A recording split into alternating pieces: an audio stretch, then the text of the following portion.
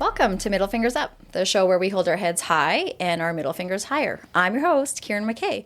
Today we are sitting down with registered psychologist Jennifer Hoy.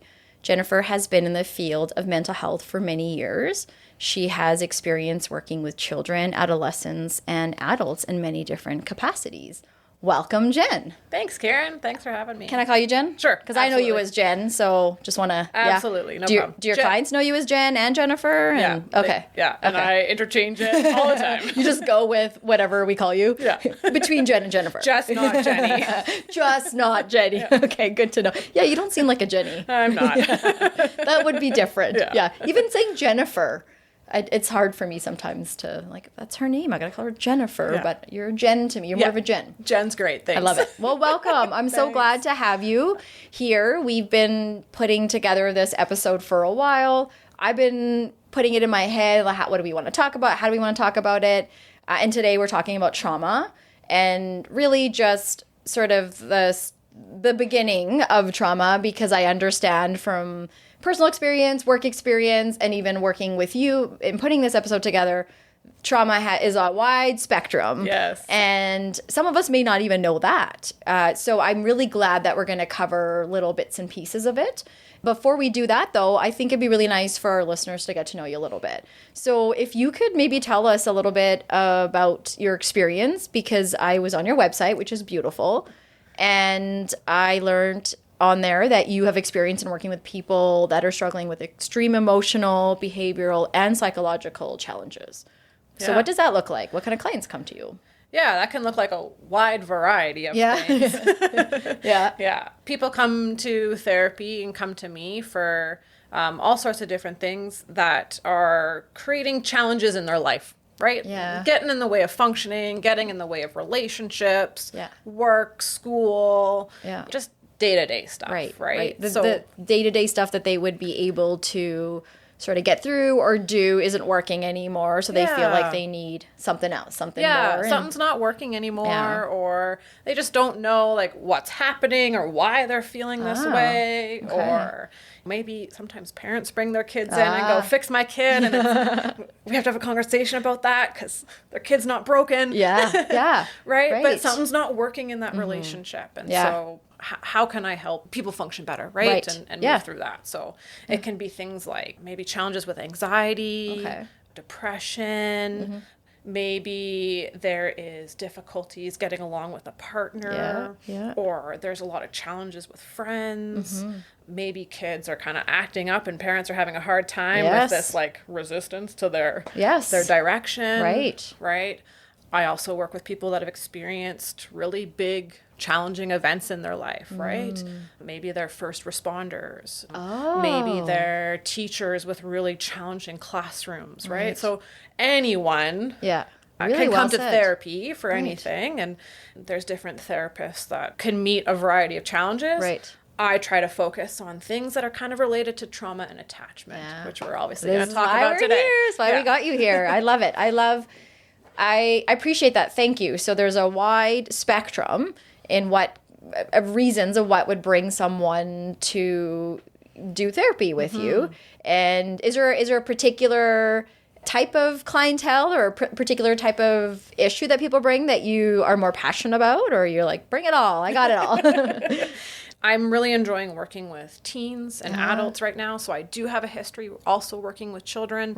I'm kind of steering away from that a little bit more as my private practice is growing. But my passion is stuff related to trauma and attachment. So if it's kind of in that realm in some way, which is pretty broad, bring it on. Right? Well, we are going to bring it on today together. So I'm glad to have you here.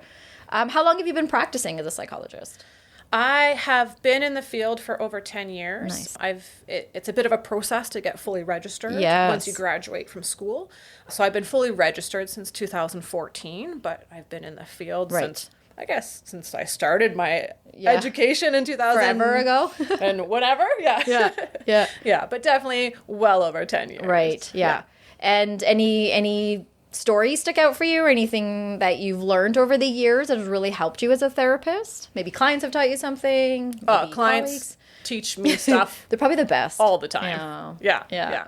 There are, I don't even know how to answer that question. There's probably so many stories about things to learn, right? Like how to, from approaching different people about different issues, right? In a different way that's maybe a bit more inclusive or demonstrates empathy in a different way, right? Learning about different cultures. That's been really exciting for me. I love travel. Yes, I love learning about different places, okay. different people. And so when I get clients that can teach me a little bit more about that stuff, that's really exciting. Well, and with travel and cultures, you also dance. I do, yeah. And like you do all sorts of, can I tell that funny story about which one? Which one? Go ahead. Like we know each other a bit. We do. But we don't really hang out, but we know each other. Mm-hmm. And so it's not often that we would see each other in public. Right. And so with a friend, we went to go see a friend do a dance at a dance show. Sure did, in here in downtown Calgary. And all of a sudden there was a Latin group coming onto stage, and they were going to do some kind of Latin dance. And so the stage, the lights, all this, bright colors. And then my friend turns to me and she's like, "Hey, is that Jen up there dancing?" And I'm like, "No. Why would Jen, of all the people in the world, be up there dancing?" And so I was like, "I don't think so." And so I wasn't paying attention to that. I think I was watching someone else in that moment. And then all of a sudden I like sat back and I'm like, "Oh my goodness, you're right. That is Jen." So like 5 minutes in, I'm like, she's like, "I already know. I chose not to argue that one. I knew it was her by the way she was standing." It was so nice to see you perform. And I kind of knew you dance, but I didn't know a whole lot about that. So what do you do? What kind of dancing are you into? I've been a variety of things over the years. Yeah. My performance career, you can call it that. I love it. It's not a career at all. Hey, that auditorium is filled. That night is sold out. So it's a big production. Yeah. It was very cool to be part of that. Yeah. It was something very different for our group to be asked to be part of that. Right. And that whole process was weird because we had this whole dance for a Latin song that we had to now put towards a Bollywood type, because the theme was like an Indian song, theme, right? Yeah. And so we had to change the choreography with like last minute to fit. Like it was pretty crazy. It was so cool because you're right. The theme, because I believe the production instructors, their company, their agency is called Spark, I believe, Spark, right? Yeah. And so you're right. So they're both a couple. They're an Indian couple. Yeah. And they were putting on a show and so you had to somehow trickle in an Indian or Bollywood theme. Mm-hmm. So there was all sorts of different dance that I couldn't even describe how they did that. Mm-hmm. They literally, so you're right, the Latin and the Indian music together is such an amazing. It was pretty cool. Bad Bunny and AP Dylan should get together and do a song because it would be amazing. Yeah. It'd be amazing. Yeah. So that's nice to know that you are into dance, you love culture, you love traveling. Mm-hmm. You recently got back from a big trip too, I believe, right? Yeah. Yeah, I just spent a month in Thailand with my family traveling around and for my brother's wedding, he's married a Thai woman. So it was very cool to be part of. They live out there. They do, and it was really neat to be part of some traditional ceremony around that in addition to a more Western style ceremony. So it was the best of both worlds. Totally. It was great. I bet it was. Yeah, the pictures looked amazing. Yeah, so thanks. Yeah. So well, I'm glad to have you because there are lots of questions I have, as you can see here on the table, to learn a little bit about what is trauma and how can it impact us. That's sort of the theme of what we're talking about. But before we go into that, why don't we talk a little bit about where people can reach you if they're interested? And is it self-referral? Do they have to be referred through a doctor? Like, how does that work? Yeah, so for me with private practice, it's just self-referral. Mm-hmm. So you can find me at my website at Hoy Psychology. So that's JHOYPSY. Psychology. I'll have it out too. At .ca. .ca, okay. Yeah. That's probably the easiest way to reach me. Perfect. Yeah. Yeah. We'll put that up. And I think people can find you on Psychology Today as well, right? Yeah. If you Google my name, Jennifer Hoy, my Psychology Today profile will come up. Right. If you don't like me but want to find a therapist, it's also a great site to search for different therapists. And I heard this yesterday. So I didn't know much about Psychology Today. So registered therapists can put their bio and their information and their website on there, and people can go to one-stop shop and find a therapist. But if you have a preference, like maybe somebody would like a male therapist or somebody that practices in a bit of a different way, you can look up age, you can look up gender if you want. You can look up all those kinds of things to kind of narrow down what would best suit you. Absolutely. Yeah. Or issue or challenge or type of therapy. Right. There's a particular modality or like way to do therapy that you know of or want to try out. There's different ways to kind of filter your search and find someone that might be a really good fit for you. I think that's lovely. So that's good. So I'm glad we could bring that up. So, okay, thank you for letting us know where we can reach you. Why don't we jump into our middle fingers up? I hope you brought one today. Sure did. What are you putting your middle fingers up to today? I'm putting my middle fingers up to autoimmune disorders. Oh, okay. So that is something I have a particular autoimmune disorder. Yeah. But what's been challenging this week is I've had a lot of fun going to different dance classes this week. Yeah. But my body is really not responding well.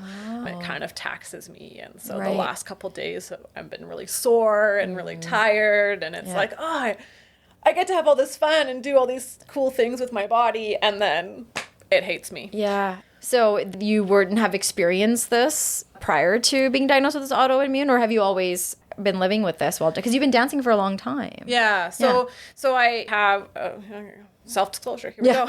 Well, here we go. I'm pretty open book. So I was diagnosed with hypothyroidism when I was 20. Okay. So I've been dealing with that for a long time, but I didn't realize it was the autoimmune version creating that. The autoimmune disorder called Hashimoto's, which was creating the hypothyroidism. You could probably have a whole other episode. Yeah, we might have to. Autoimmune disorders. And so I just found out about that part of what was happening for me a couple years ago. Right. And sometimes you get flare-ups of symptoms, right? Yeah. And I had a big one triggered a couple years ago that has... Now it's changed a lot of things for me, and I've had to live with that and learn to function with that differently. So I would imagine like what you eat has changed. Absolutely. And how your body experiences movement now is changing. And how much I can do in a day. Right? Fatigue. Yeah. Even exciting stuff puts stress on the body. Yeah. And so having to manage that energy in a different way than I had to before. Right. Yeah. And I'm getting older. Wow. Yeah. You might be hitting a milestone soon, maybe. Coming up. Yeah. There's that too. I mean, we had a chiropractor, we had a doctor on recently that says, how do you get your body to catch up to where your mind's at? Sometimes that's hard. Yeah. And that's a really good point. I don't say it in terms of like, oh, I'm totally accepting that my body's starting to fall apart. There are pieces that you just have to accept that some things just change and are different, right? I think you've been talking about this in some of your other episodes, right? Our bodies change, things happen.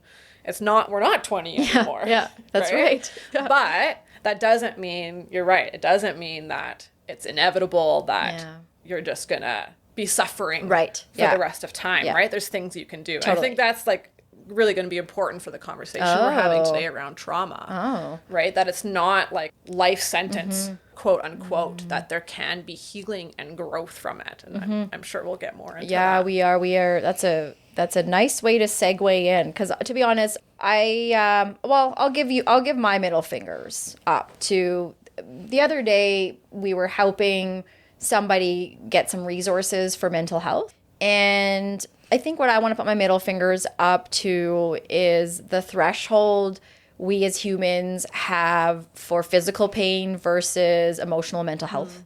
So, for example, physical, if I broke my arm, I don't think I would be sitting on it for days and days and days, weeks and weeks and weeks, maybe even months. It's an emergency. I'm going to need to go to the emergency room and get that treated. Absolutely. However, when I break a part of my brain or my emotional state, and it may feel like I'm breaking an arm mentally or emotionally, however, I'm not.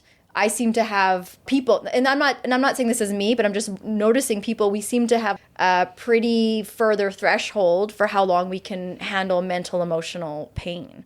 And so while we were helping somebody with resources, it made me sad for the person who has been struggling with some potentially severe mental health issues that may be getting in the way of life, maybe even working right now.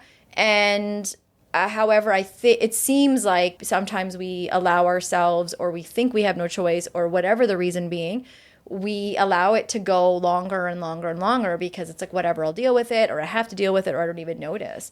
And I know that the stigma, we're all working, this is the show, all these things we're doing, we're working towards lifting that stigma. I still think we have work to do. We sure do. And so when I found myself in that sort of scenario with that person, I thought, oh, this is an example. This is a reminder that we still have work to do, that this person is suffering silently, and people around them are really worried, or very worried. And so, sometimes you have to ask yourself, how worried am I? Worried enough to get in a car and drive to that person's house and say, we're going to the emergency room, or what? And so we were sort of coaching a friend or the person through that process, because it's hard for loved ones as well to watch somebody struggling and somebody in pain, and they don't know how to tell you, and you can't see it on them. You can see a broken arm, and you must be in pain. Yeah. You can't see what part of that. And I know I use the reference broken. I'm not saying our brain is broken and we break. I'm just trying to compare the reference of, okay, physically some part of me can break, and I need treatment. Mentally, emotionally, when I'm having at the similar level of thresh of pain, I seem to be holding on to it longer. So my middle fingers are going up to that, and hoping that people can continue, if they're not already starting to reach out. And at least for this person, they were allowing a friend talk to them. Yeah. And I thought, that's a good sign. That's great. That this friend is aware, and the friend is worried enough, so that means a friend knows something's going on. I hope that we can continue to get rid of that stigma, and people can start to show up sooner, so that they don't have to feel like they have that broken, quote unquote, arm or what, when they're hurt mentally or emotionally, can seek the help sooner. Yeah. Just the acceptance that you don't have to suffer. Yeah. Right. Thankfully, your friend has people that are worried. You know, I also think about people who don't have that support system and are not being listened to by maybe even people that they are trying to seek help from. Right. Maybe other professionals. Right. Yeah. And so it's really important to change this stigma that is starting to shift, but we still have more work. But, we do. Right. Yeah. And then there's lovely people like you that are helping shift that stigma, and the work that you do every day in, day out. So thank you for that. Thank you. I try to do what I can. Well, you do it well, so I appreciate it. Thanks. Okay, well, you're right. You mentioned earlier a little piece about trauma. You thought we're going to get into it. And I thought maybe we can start with, what is trauma? You kind of hear this word sometimes be used loosely, and sometimes in a dramatic way of, I'm so traumatized, I had to see that, or this was traumatic for me. There's all sorts of ways that we use it. How do you and your profession look at trauma? Trauma is a really big, complicated thing. Yeah. But if I'm to simplify it. And that's how we like it on this show, Jen. I appreciate this is like a opening the door for further conversation type podcast, because this is big. But if I'm to oversimplify it, the way I tend to talk about trauma is essentially it is when our system, our body is too overwhelmed to process something that has happened. Okay. Right? So maybe an event has happened, or maybe accumulation of small events that just becomes so overwhelming to our body, and we're unable to understand it, process it, make sense of it, find out why is this happening, or even have that space to explore, how do I feel about this, right? Any of that. It just becomes so overwhelming, and our body is beautiful in that it is just trying to keep us alive. Yeah. So it is going to do whatever it can to help us survive. And so if something is just too overwhelming, it's going to do all sorts of defense mechanisms and survival tactics to just keep us going. And so sometimes that means things don't get processed, but then they still get stored somewhere. And now we might have traumatic responses that happen because of that. Peter Levine, who's a bigwig in this field, has a nice quote. His quote is, it's not just what has happened to you, but it's also what we store in the absence of an empathetic witness. So there's been a transition in the field from what's wrong with you, right? You're broken, there's something wrong, you're damaged, all these really unhelpful ways to look at things. And wrong. Right, yeah. Just fundamentally wrong. So there's been a nice shift from what's happened to you, or from what's wrong with you to what's happened to you. Right. Right? That was a nice shift in the field, in our understanding and creating some compassion, right, around what people have experienced. And I think even Oprah has a book with, don't remember the name of the other author. We will by the end. Another bigwig. We'll fact check later. Right, they just wrote a book about that, what has happened to you, right? To further this conversation. But I like how Peter Levine took it a next step further in terms of, it's not just about what happened, but did that happen without support and people to witness and people to help you through that? That's what becomes traumatic. Right. So it's not the actual, the incident or the sequence of events, like you're saying, are a big part in this. However, there's more to like the village around you, the support system around you. Yeah, exactly. So we can experience the human being is generally a pretty resilient kind of being, right? And we can experience all sorts of different events and experiences and it not become quote unquote traumatic. We don't have an impact on our functioning emotionally, socially, occupationally, any of that, right? Because maybe there's some factors that have supported us, right, through that, and we were able to process what happened to us. Okay. Right? But maybe we didn't have that, and now it's had this impact, right? So this is kind of back to your original question around, like, sometimes this term gets thrown around loosely, right? Oh, this was traumatic to me. Right. Or some people might question, well, we both served in the military. We were both sent to Iraq, right? We both had that experience, but why does one person develop PTSD and one person doesn't? Right, yeah. Right? Yeah. So it's not just about the event that has happened to us. Right. It's about all our like life experiences leading up to that. How do we have support around that? And do we have that empathetic witness to be, hey, like, how are you feeling about that? Like a believer. Absolutely. Because you hear people that have experienced trauma say, I didn't have anyone, no one believed me. And a lot of their story was trying to sell it to people. So people would believe that this bad thing happened to them. Right. Yeah. And you're saying, so it's, what are you saying is a difference between that person who didn't have a village, didn't have someone that could validate them and say, I'm here, I know this happened to you, versus the person that did have one person, if not more, there to say, this really was terrible, let's work through it. Can that other person, the former, that person that didn't have support, can they work through this? Is it like they now, as we say, quote unquote, they're broken now? Like, how do you unbreak that? Well, they're not broken. And you're confirming that. They're not broken. You're not broken. If you experience trauma, broken. you're not broken. You're not broken. Not broken. However, you might be impacted. There is an effect of that, right? There might be an effect on a variety of things in that person's life, right? But the really cool thing about us as humans, again, and the human spirit is there is a tendency or a fundamental part of us that wants to heal, right? That wants to feel well, that needs to adapt, right? And so there is help that can happen. Yeah. There is healing that can happen.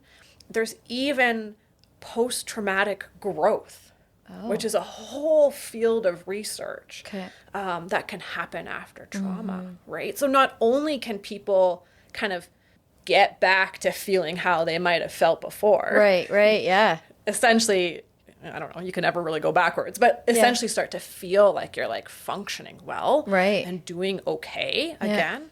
But you could even like thrive and feel like you're doing even better than you thought you could after traumatic experiences with, you know, support, help, and healing, right? Yeah. So there's so much hope. Yeah. You know, it's not a done deal, right? If you've experienced traumatic events. People that have maybe decided or to not go there and address it, it sometimes seems like for them it could be that it's a done deal, as in this bad thing happened and it's done. There's nothing more I can do about it. What can that do for someone that's not going back and looking at that event and working through it? Mm-hmm.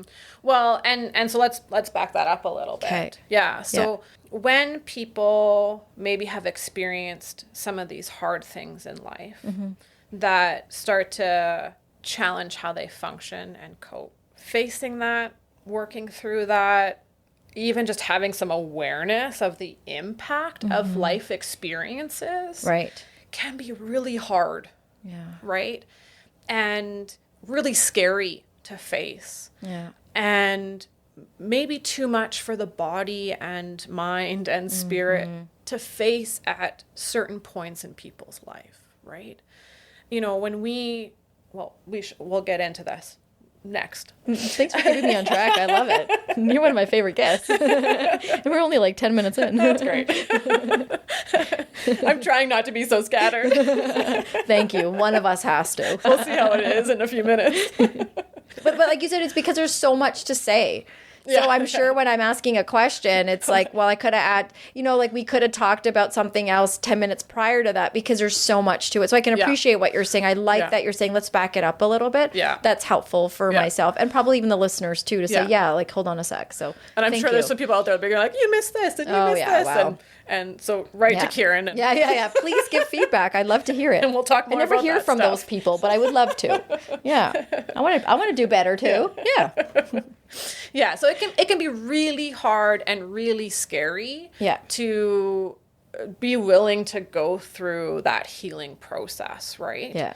So coming back to it, when people have maybe experienced a traumatic event or a series of events over time, because traumatic stress, kind of all these symptoms that people can experience, can build up over time. It can be cumulative. It can be lots of little things that kind of add up, right? And so a lot of people maybe like dismiss stuff along the way. They're like, well, that wasn't that bad, or that, it was just this little thing and it's fine. I kind of brushed it off, or I let it, like a water off a duck's back. I turned out fine.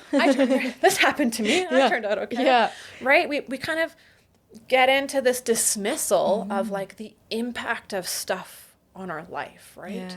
And cognitively, sure, we can maybe try and convince ourselves that that is true, but the body is a different story, right?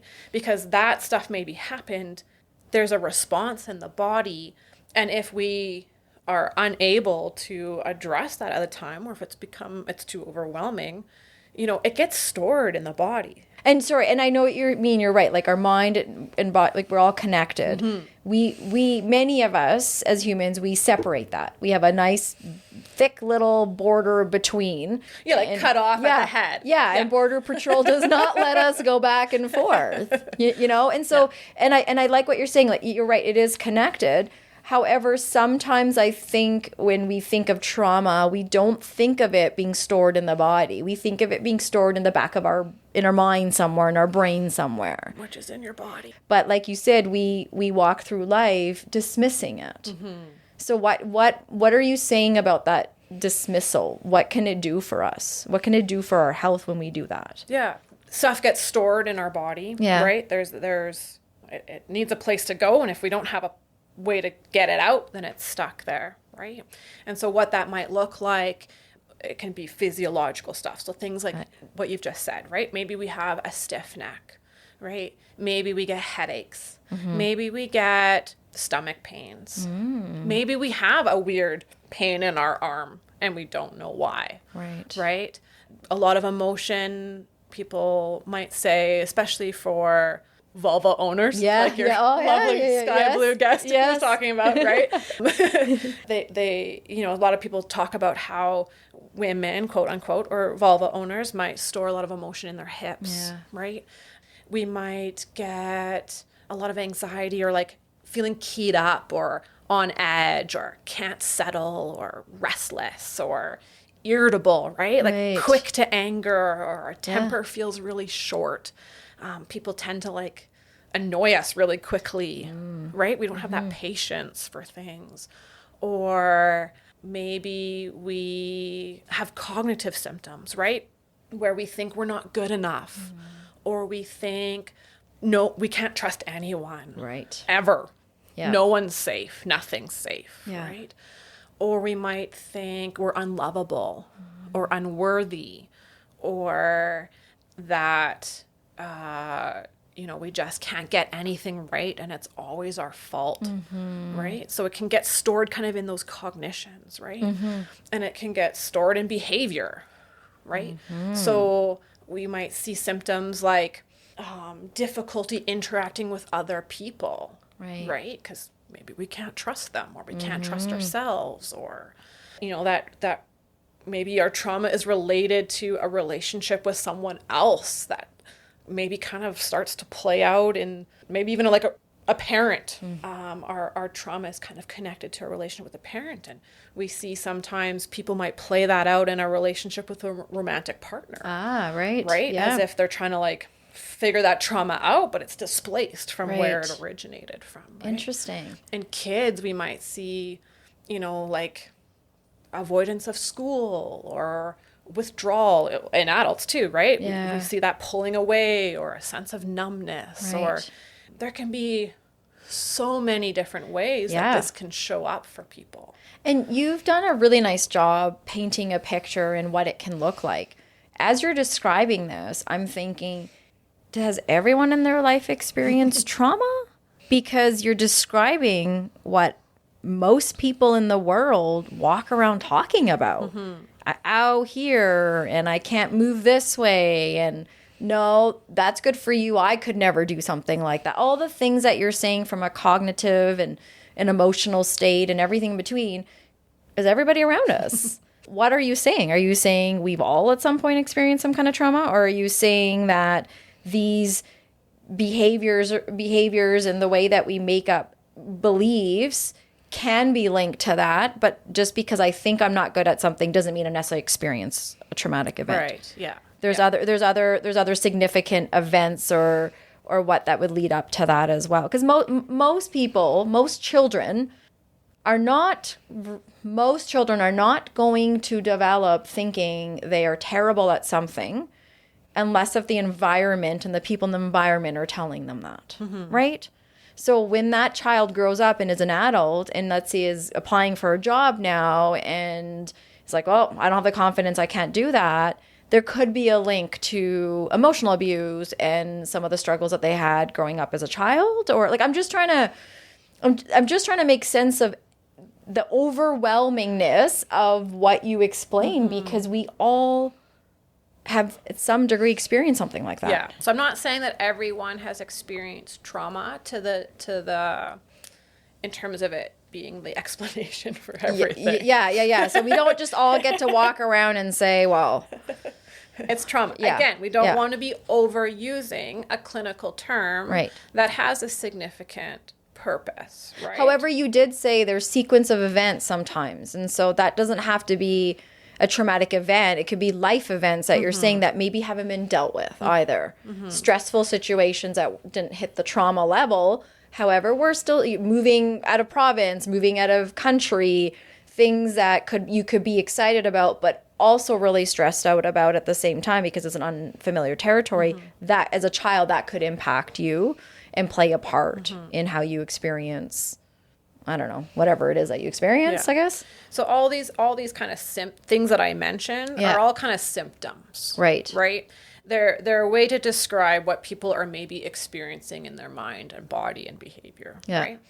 And when we look at it from a clinical perspective, for me as a psychologist, when I'm working with a client or trying to understand something, I'm interested in what the root cause is. What's underlying these symptoms. This is kind of what's presenting, but what's causing it, right? So if I'm showing up as a client and I have withdrawal, I'm not interested in the activities that I used to be, I'm not attending school, you're not just tackling, well, Karen, why aren't you going to school? You're trying to get to the bottom of what could be some things that would have caused my desire to not go anymore, or my lack of being inclusive with others. Yeah, because if we just treat the symptoms, some people are like, oh, well, therapy is just a Band-Aid, or we're just doing this as just a Band-Aid, right? And we do want to bring symptomology down. We want to bring that distress that these symptoms are causing down, absolutely, so people feel like they can function. Yeah. But if we want long-term change, I think we need to get the root cause of things, right? We need to understand, like, why is this happening, so we know treatment direction. Yeah. And trauma might be one explanation. Right. Right? Good point. So we all experience hard things in life. We all maybe experience things that are kind of upsetting or distressing or uncomfortable, right? And we might feel uncomfortable when these things happen, or upset or sad. And there's some normalcy in that, right? Like these are normal reactions to kind of abnormal, so to speak, experiences or upsetting experiences, right? Like if I have someone close to me or something that I love and care about pass away, sadness is a normal response to that. There's nothing disordered about that. We're like, that's not pathology. That's not something wrong with you. That is a normal response to that kind of situation. Right. And so sometimes that gets confused for people. They might be experiencing something that's uncomfortable and they're like, oh, this is traumatic to me. But it's maybe a normal reaction to a particular situation. Right. So when I talk about trauma, or when I'm talking about these things that are maybe bringing clients here, or we talk about a disorder, right? You know, in a clinical sense, that is coming from actually the DSM, the Diagnostic Statistical Manual. There's a manual. There's out a there. manual. It's a thick one, I see. It's a very big book. That psychologists or psychiatrists or doctors use to help understand clusters, groups of these symptoms, to help explain what's maybe happening for people, to understand what's maybe happening for people, to inform treatment. Right. Essentially is the purpose, right? Now there's controversy, there's differences in people's opinions about diagnosis and not diagnosis. Yes. But for me personally, I look at it as it to meet criteria to be diagnosed as something like an anxiety disorder or major depressive disorder, right? Which is different than symptoms of anxiety or symptoms of depression, right? It needs to meet certain criteria with a certain level of impact on people's functioning. Okay. Right? It has to have a duration, a frequency, and an intensity that is impacting people negatively. Right? So that is very different than something rough happened today. I got frustrated. I kind of worked through it. Maybe today's going to be a better day.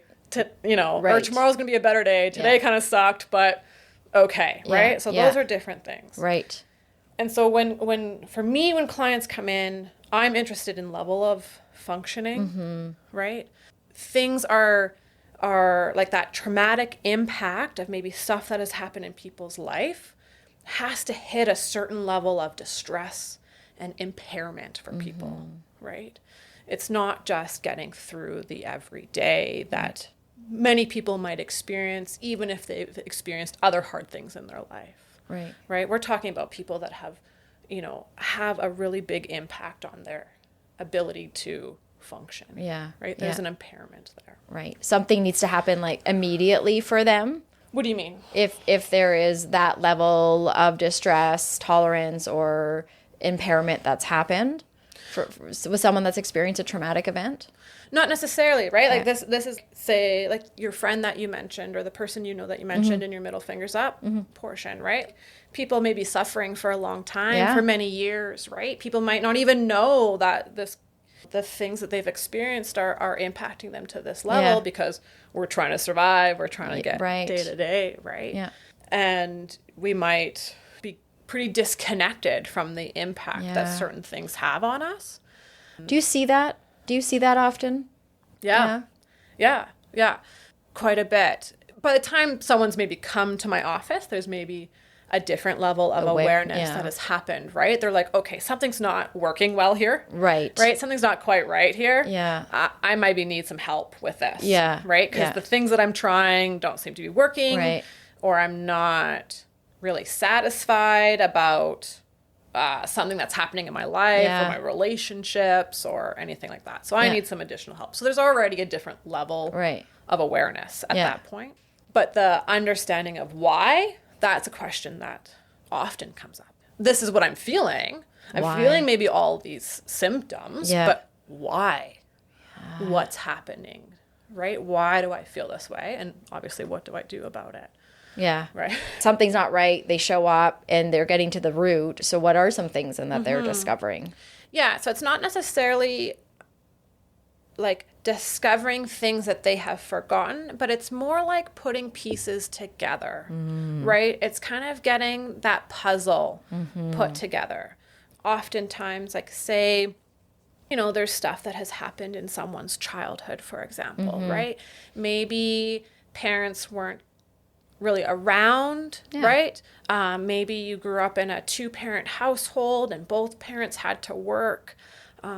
Parents had to maybe work a lot because they, you know, didn't make a lot of money and had to, you know, raise these children and that would be a definition of a lot of immigrant parents right there. A lot let of families, alone parents, right? Like a that, lot of families. And out of their kids might leave feeling neglected. Right. And these parents are doing the best they can, right? Yeah. Like they have good intentions for their kids. Yeah. They have good intentions for their family. They're working really hard for their kids to give them lives that maybe they didn't have or experiences that they didn't have. Yeah. Right? And that's beautiful. The kids are left without parents around a lot of the time. And so from their eyes, from their developmental needs, from their lens, so to speak, if you looked through their eyes, there's maybe neglect, right? In terms of like that parental support isn't around, that supervision isn't around. Maybe they're now going to friends or friends' houses for that, right? And friends teaching friends about things isn't those. Well, I hear you. I learned some things from friends. Right? But our friends might be misinformed because they're also the same age as us. Exactly. Yeah. They don't have the life experiences of a parent, right? Right. Yeah. And so the kids are like missing those connections, right? Or they're missing, you know, say something happens that's maybe upsetting and their parent isn't there to be like, hey, that was hard. How are you feeling about it? Yeah. Let's go take a walk and talk about this because they're working, because they have to. That's right. Right? And so that, a lot of those experiences over time can create a traumatic response like we've been talking about. This is very, can I take a break with you for a second? Because this is like that's my sound, that's the best I can do for sound effects right there. Because, and help me if I'm getting this wrong, but what I'm hearing you say is in this scenario, parents' intent was to provide for their child and their love was working and doing the things they need to do. However, it didn't translate the same to the child, and some things that the child needed, they weren't getting. So their life now experience and maybe their path might be, well, because I didn't get these things from you, or I was neglected, however it is, they feel abandoned, whatever it may be, they didn't get this thing that maybe might show up later in life now.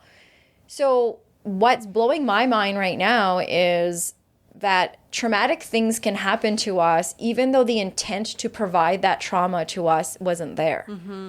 That is what you see a lot of, you're saying? Yeah. That's amazing. You know, and it's really interesting because what I'm experiencing right now with a lot of my adults that are about late 20s, early 30s-ish, kind of that generation, is this disconnect, right? They're starting to understand, like, man, my parent wasn't there for me emotionally, right? For whatever reason, busy working, or they're unable to provide that connection. Sure, yeah. They didn't get it from their parents. Right, so it's generational. Right? Yeah. Fair. Or my parents were like dismissive of how I was feeling, right? It's not that bad. Right. Boys don't cry. Suck it up. I had it worse than you, right? Like, what are you complaining about? You have a good life. Right, yeah. Right? Like these kinds of messages that their feelings don't matter, maybe, right? Or to the other end of the extreme, like abuse, physical, sexual abuse, right? Where they're getting hit, smacked, spanked, sexually assaulted, right? There's the whole gamut of that. Yeah. And parents can be well-intentioned, and it's these emotional needs of these kids aren't maybe being met. The safety needs aren't being met. Yeah. And that's going to maybe have an impact. Yeah. Right? If there isn't a way to compensate or support those individuals. Well, and, on this show, we talk a lot about self-awareness, and all of our episodes are linked to our own awareness. How can we tap into ourselves? Because if we're present, we can be aware. Sometimes we can catch those kinds of things in the moment or weeks in or maybe I need to, maybe 18 years in of working a job and you realize, your child's turning 11. Maybe now's the time to be more present. That's my own story, my own realization of things that I maybe wasn't providing for my son and it wasn't intentional. Of course. And yet, I was able to kind of recognize some things. However, there are things that we do as in this example, as parents, and things our parents have done, like you said, in so many ways that they mean well. They love us and they're trying to provide, they're trying to care. And so it's so fascinating because you think of some of those adults in their 20s and maybe even older, their story and their parents' story is not aligned. And that can cause a disruption in your relationship as an adult with your parent because of something you felt you didn't get. And so how do you help people with that? Because I'm getting to a question, I could tell you I asked 10,000 questions in one. Here's the one now.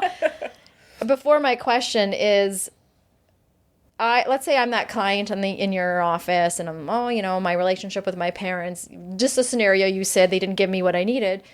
How can I now communicate to my family member, let's say my mom or my dad, when they still believe that they did the best they could? So how do I, now that I have this awareness and I want to do something with my therapist about it, how do I work through that knowing that maybe I won't get the apology from my parent? Because what do they have to apologize for if in their eyes they did the best they could? And I see this a lot, like these relationship angles as my own experience growing up, but a lot of friends and a lot of people you see as adults or in the mid-20s when you're figuring out your life and who you are and who you aren't. And a lot of times we go back to that environment, our home, our parents, and we're angry at them and they didn't do the things they needed to. And so what are some things that you focus on or that or people that are listening today could focus on if they find themselves in that place? Yeah. It's really interesting. So that piece around, what do we do to like repair that with the parents? It might not even be that conversation. That conversation might not even be able to be happening. Yeah. That's not quite how you say that. Well, I make up words all the time. Look behind you. I got a whole frame of things. That's just it. My new Kieran is Yeah, there you go. Yeah. It just might not happen, right? Because we also have to consider the capacity of the parents. Yeah. Right? Yeah. To have that kind of conversation, right? Or maybe those parents aren't there anymore. Or that. Those relationships just might not be there physically, emotionally, all those kinds of things. So it's not necessarily about having that conversation, but what can that client do to resolve that within themselves, right? To understand my parents did the best they could and grieve that they didn't provide what that individual may have needed. So you're saying you can do both? You can do both, right? That's a hard thing sometimes to hold conflicting emotions or conflicting thoughts. But that acceptance that, okay, they did the best they could and they screwed up. Yeah. Right? Totally. They missed the boat on these things. Right. Yeah. And start to kind of heal ourselves. Maybe there's a popular phrasing these days about reparenting ourselves, right? Kind of giving that inner child, our younger self, a little bit of that compassion or empathy or support that we need. Right. And therapy can help yeah. Us understand that and figure out how do we hold these conflicting thoughts. How can both be true? How can both be true, right? Right. I really appreciate that you brought that up. And what I like about that in particular is sometimes when we're hurt and maybe even have experienced trauma, we seek justice and we need to hear I'm sorry, or we need someone to rectify what they did to us. And sometimes in unfortunate situations, those things happen in court legally, they happen in different ways. But for many people, they don't get that. They don't get that other party going back. They don't get that other party going back to you and saying, I'm sorry that I hurt you, or I wasn't there for you. And so then people feel that there's nothing that can be done. But what I hear you saying is the opposite. You can be validated that these bad things happened to you, all the while maybe your guardians, your parents weren't meaning to do those bad things. And it doesn't matter as much what their intent was. What matters more is you have this is your story. You were hurt and you felt these things, you didn't get what you needed. So without seeking the justice or getting them to be responsible for what they did to you, how can you seek self-awareness and do the things you need to move forward? Mm-hmm. And I think I like that because I think it just puts some responsibility on us as individuals too.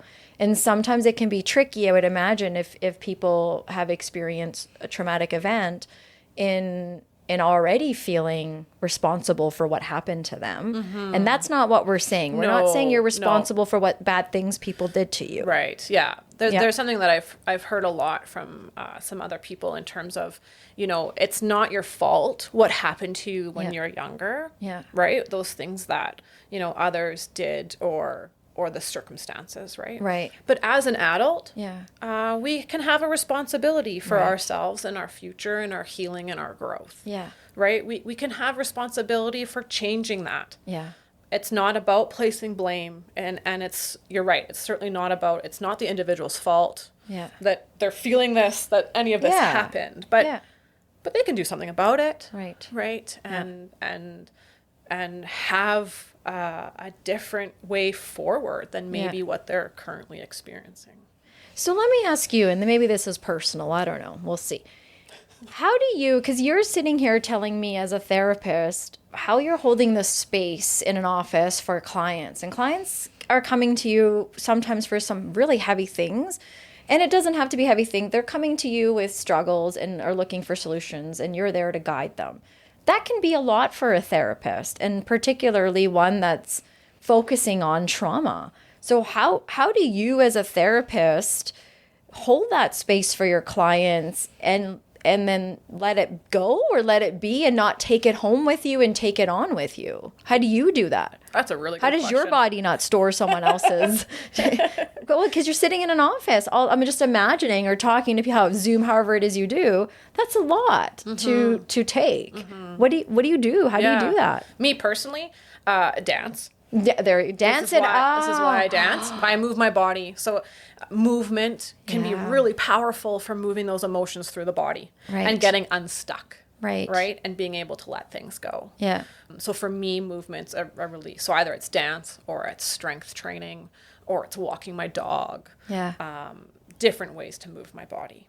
Spending time with friends, laughing, having a good time, or talking to some of my colleagues who are in the field as well, and just being able to kind of vent a little bit to our colleagues and have that empathy, right? It's another empathetic witness to what's happening. Right? Like, hey, that's really tough, and I've had something similar, and it's just bearing witness to someone else's life is so powerful, right? Yeah. I travel, I get away. Yeah. Right? I have time and space. You don't feel those intense emotions and those feelings that I do. someone might be bringing. You do. Of course. Yeah. I'm human.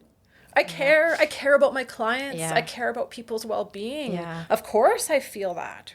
But I can care without carrying. Yeah. A client taught me that. Yeah. I can care without caring. They taught me the phrase. Yeah. They put words to something that I was already trying to do, right? Yeah. I can care about people without taking on their stuff. That's an important therapeutic boundary that has to be there. My clients' progress, success, life is not my responsibility to take all of that on. Yeah. And so I have like a ritual at the end of my day before I leave my office to just kind of leave it there. Right. Yeah. Sometimes I need to like move around in the middle of my day because in between sessions, so that because I've just had a really heavy session with a client, right? And there was a lot of emotion in the room. Right. Sometimes I spray my room spray. Oh, right. Yeah. Right. Yeah. To just like have a different smell to the room for me in between clients. Tapping into a different sense. Exactly. Right. I have my own therapist. Yeah, I appreciate you saying that. Therapists also go to therapists. Right. Should go to therapist. Probably more than anyone. Maybe the therapist, right? And I love hearing therapists. There's quite a few therapists that I hear saying that they go to therapy too, and I think that's great because while you're human, like you said, and you need it too, you just seem to have a very intuitive understanding of trauma. As you and I are having this conversation, I get that you went to the big league schools and you did all that. I'm not a Harvard grad. Yeah, well, hey, University of Calgary is pretty high. They didn't accept me one time, so they're pretty, hardcore. Do you have, like... This training wasn't in university. This is all like additional stuff that I've done after the fact. Okay. Our university training is they're trying to cover a wide, it's good training, but it's trying to cover a big basis, right? Yeah. So to get deep into a particular topic, people have to continue their education post degree. So, and totally. even though I appreciate you saying that in terms of some understanding around this, but I'm also still learning as much as I'm in this world. Well, there's so much still for me to learn. Right. Right. Yeah. And even as I'm describing it to you, I'm like, oh, I've missed. These are ways I could have described this, right? Because there's just, there's so much to it. So much to it. Right. How did you decide to get into doing therapy? In general, being a psychologist in general. Yeah. Oh gosh. Okay. Yeah. That's a fun story. Maybe. Well, okay. I'm paying attention. It's what I wanted to do growing up. I was kind of more so in my teen years, as I was forcing you to kind of think about what you're going to do for the rest of your life. Like, how heavy is that? You didn't want to be a Much Music VJ? Oh gosh, maybe. But apparently that wasn't going to pay the bills. So I better pick something else. I was kind of the person that some of my friends would come to with their challenges for a while. I was like, oh, I think this is a thing, right? Yeah. I could maybe.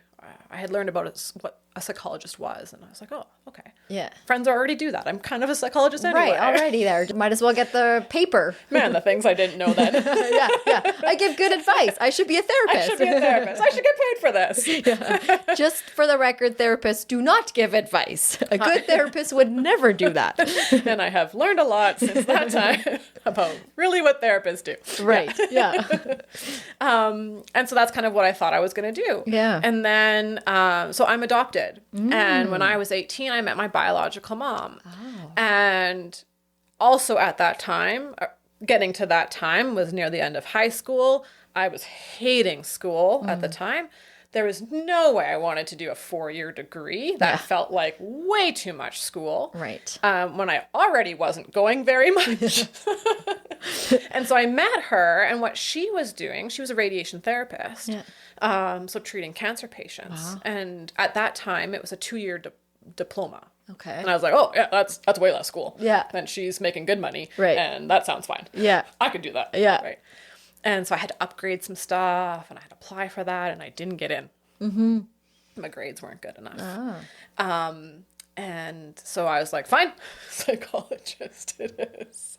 That was all it took. No, I went into general studies first and then kind of figured it out. And 8 years later, finally, from 2-year diploma to an 8-year degree, here we are. Right. But coming back to that decision to be a psychologist really felt right. Yeah. It is what I kind of always wanted to do, was to help people and to support people through this. And that's probably connected to my own experience growing up and the challenges I experienced as an adoptee. And oftentimes I think they say like psychologists have been through their own stuff, and so that's why they want to help people feel differently because of their own experience to some degree. Right. And so that's definitely part of my story. Can I ask you questions about adoption? We'll just take a break for a second from trauma. It's a heavy topic. Why not go from one heavy topic to the other? So you always knew you were adopted? I did. Yeah. Okay. Well, since I could remember, like since I could comprehend right. Your what that family meant. had you growing up understanding that. I thought I was 5 when that happened, when I was told, but apparently I was 4. Oh, okay. Yeah. Fair enough. Yeah. And so was that helpful knowing that growing up? Yes. Yeah. And I would say that probably the research also supports that that awareness and understanding and communication about that from an early age is probably supported. Right. Yeah. In terms of the health of the individual. Yeah, because it's very rare now that I hear of people saying they didn't know until they were old. I mean, you see it on TV and shows and stuff like that for the drama behind it, but I appreciate what you're saying with the research and that your family made the choice to. Yeah, and so at the time I was born and when my adoption happened here in Alberta, it was closed adoptions at that time. So that there was no personal information shared between my adoptive family and my biological family. So you knew nothing about your bio family? No, all I knew was like that my adoptive parents were told were pretty much that she was young and that she was finishing school and couldn't care for me. Yeah. It's pretty much all the information I had. Later, I found out my parents had a bit more, but it's all non-identifying information. Right. Okay. And do you like that? What do you think as someone that is in that boat? Would you have wished you had known more info about your bio family, or where are you at with that? That's a good question. So for me growing up, it was great in my family growing up. I was told early. It was never a shameful thing. Yeah. I believe the messaging for my adoptive parents at the time, kind of the culture around adoption, from my understanding, was just love the child as if they're your own and everything will be okay. Fair. I would say that there's probably some more steps to that, but that's a great start. Yeah. Oh, yeah. What steps would you have added in there? There are some differences, right, in terms of the experience. So, lovely enough, my family growing up, I wasn't treated differently than my brother or my cousins. I think all my cousins knew at some point. It was never a thing. Yeah. Yeah. Part of that for me was a problem because there's different parts in your development as a child to adolescent to adult where there's parts of identity formation that are happening. There's part of understanding who we are and where we come from. And those pieces are missing for an adoptee who doesn't know information. Right, because you're forming your worldview. Right. And you're totally missing a big chunk of who am I? Right. And so there's, in my adoptive family, on one hand, lucky enough to look at me, visually you wouldn't know I'm adopted. Oh, you look like I kind of look like my dad and brother in terms of the dark hair, dark eyes, curly hair. Right. Right. So visually, Caucasian family, I'm Caucasian myself. So visually you wouldn't know necessarily. Yeah. Right. So I was treated the same as everyone else, but here's this whole family with their history, their genetic history, all that heritage stuff. This is how we do it in this family. But I'm like, part of me is not them. Yeah. Right? Yeah. There's a lot of just my DNA and biology that isn't them. Right? And so as for me, as identity was forming and my understanding of who I was and how I viewed the world and, interacted with people, there started to be a discrepancy between how I saw things and how they saw things, or how I wanted things to be and how they were. Right. And that created a lot of conflict in my adolescence. But we didn't talk about it. we didn't talk about my adoption. It's from like the time I was told. Never. Pretty much. Did you try?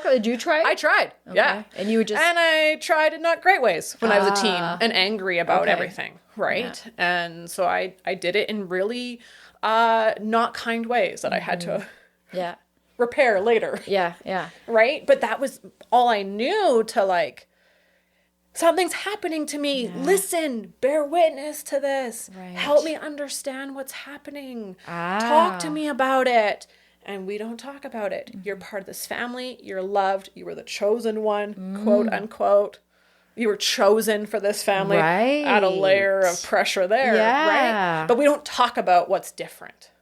Right. We don't talk about that experience for you. Why don't we? For my family. Yeah. Yeah. I don't know if there was a level of like perceived threat there or it was just like, you're ours. Like, and my parents like loved me very much. Right. I'm their child. Right. And so it was just like, we just love you. You're our child. That's it. We don't talk about it. Yeah. I don't think they had the understanding and knowledge to do it. I wonder if they at that time didn't really have like the emotional capacity to have those conversations. Right. Yeah. But like we kind of talked about earlier, their well intent with my perspective created a lot of conflict and difficulty. Right. Yeah, because your story is exactly what we talked about earlier.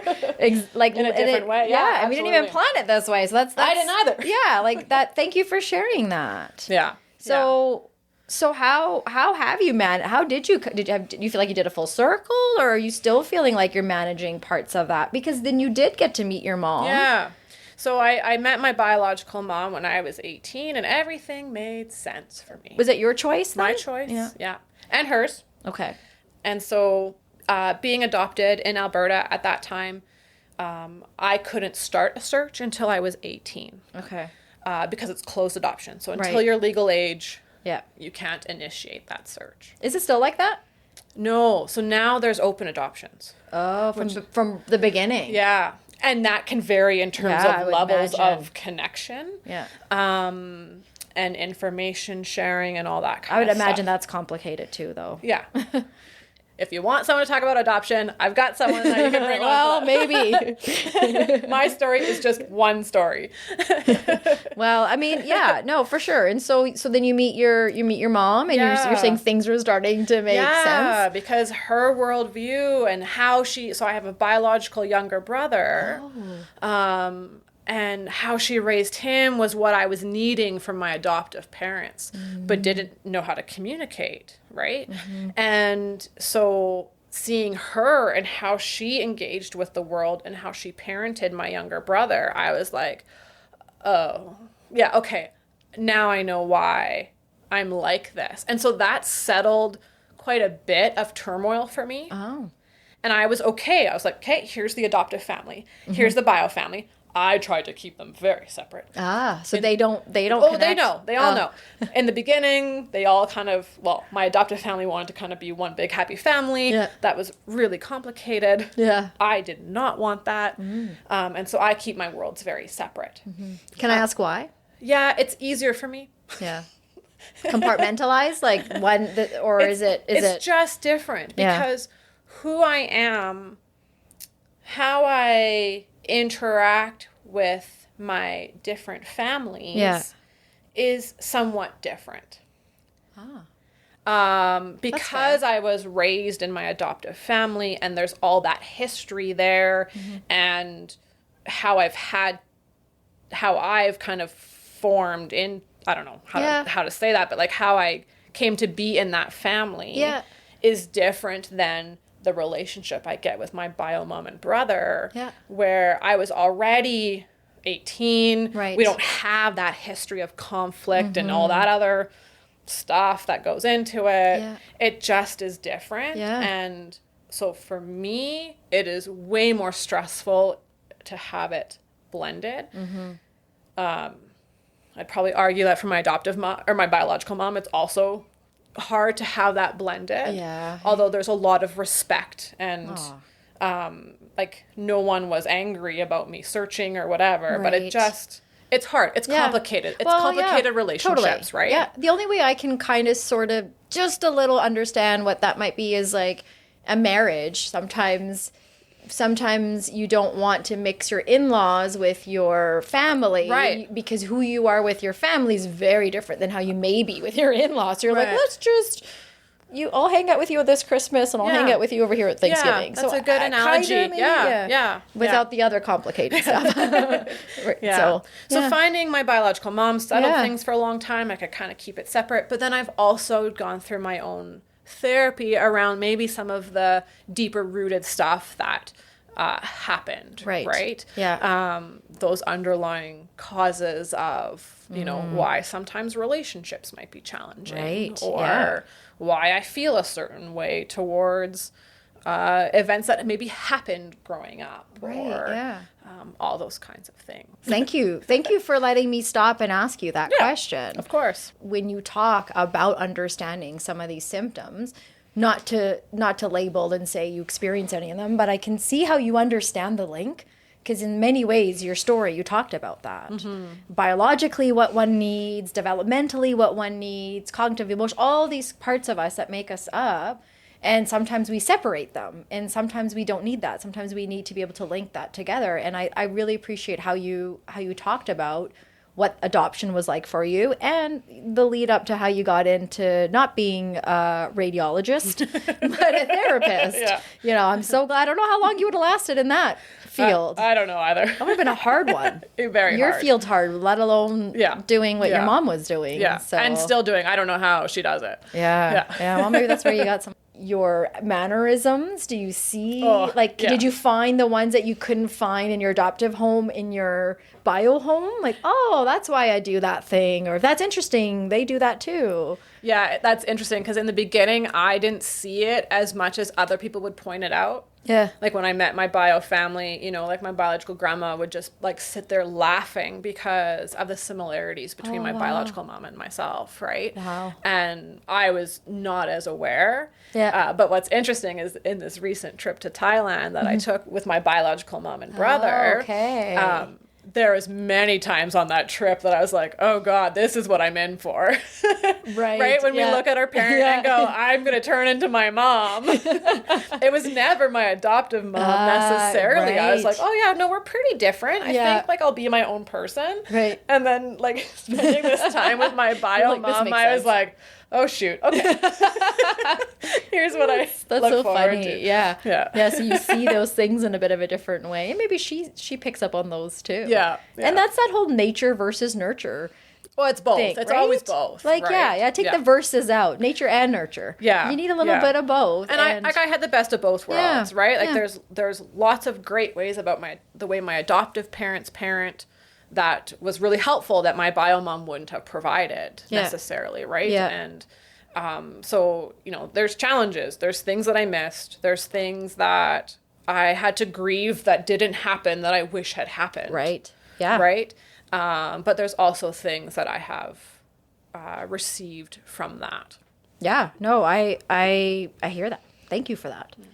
So I just want to bring you back for a second. I'm wondering if we can learn a little bit about EMDR. Mm-hmm. I think that we're probably going to talk more about trauma, I'm going to imagine, as you explain what EMDR is. Mm-hmm. Yeah? Yeah. So can we just start with, what is it? What is EMDR? So in talking about like the therapeutic work that I personally did, I used EMDR to help me in that journey. So EMDR is a therapeutic approach to helping people with trauma. Okay. Stands for eye movement, desensitization, and reprocessing. It's a very long title. Yeah, it sounds The too much. creator of it, I think, has said at some point, she has since passed a few years ago, unfortunately, but I think at some point she said, had I known then what I know now, I would have just called it reprocessing. Oh, okay. So that's what it's about, reprocessing. Reprocessing traumatic experiences, right? Okay. And so I initially, when I first learned about EMDR, was like, I'm never going to do that. As a therapy, right? As a therapist and a therapeutic approach, I was like, I'm never doing that. So as a therapist, you're like, I would never be into this. Yeah, I didn't know a lot about it. I was like, that sounds weird. That sounds like, I don't know, like it wouldn't work. Yeah. Or it's kind of like strange or maybe like floofy. Yeah. Right? Yeah. Because you're like raised academically in this like scientific thing. Yeah. Right? And it was kind of like feeling a bit newer on the scene when I first learned about it. It's been around since like the 80s. Oh, okay. But it's kind of gotten this influx. It's getting popular. People are hearing about it, right? People are using it now. Right. So when I first heard about it, I was never going to do it. Whatever. I'll focus on the other stuff that I was focusing on. And then I started working with a particular company, and a lot of the therapists there use it. Okay. And I was needing to build my clientele. Right. Yeah. Got to make the money somehow. And right. And a lot of people I was wanting to do more trauma work. I've always wanted to do that kind of work. Yeah. But talk therapy only goes so far sometimes with that. Right. And so I was in this place and I was seeing my colleagues doing a lot of trauma work and using EMDR as an approach for that. Okay. And they're like, well, if you're trained in this, we could get you some more clients. So all of that kind of culminated in like, okay, let me just check this out. I'll do the training. Let me check it out. It's expensive training, but let me just check it out. It might be worthwhile.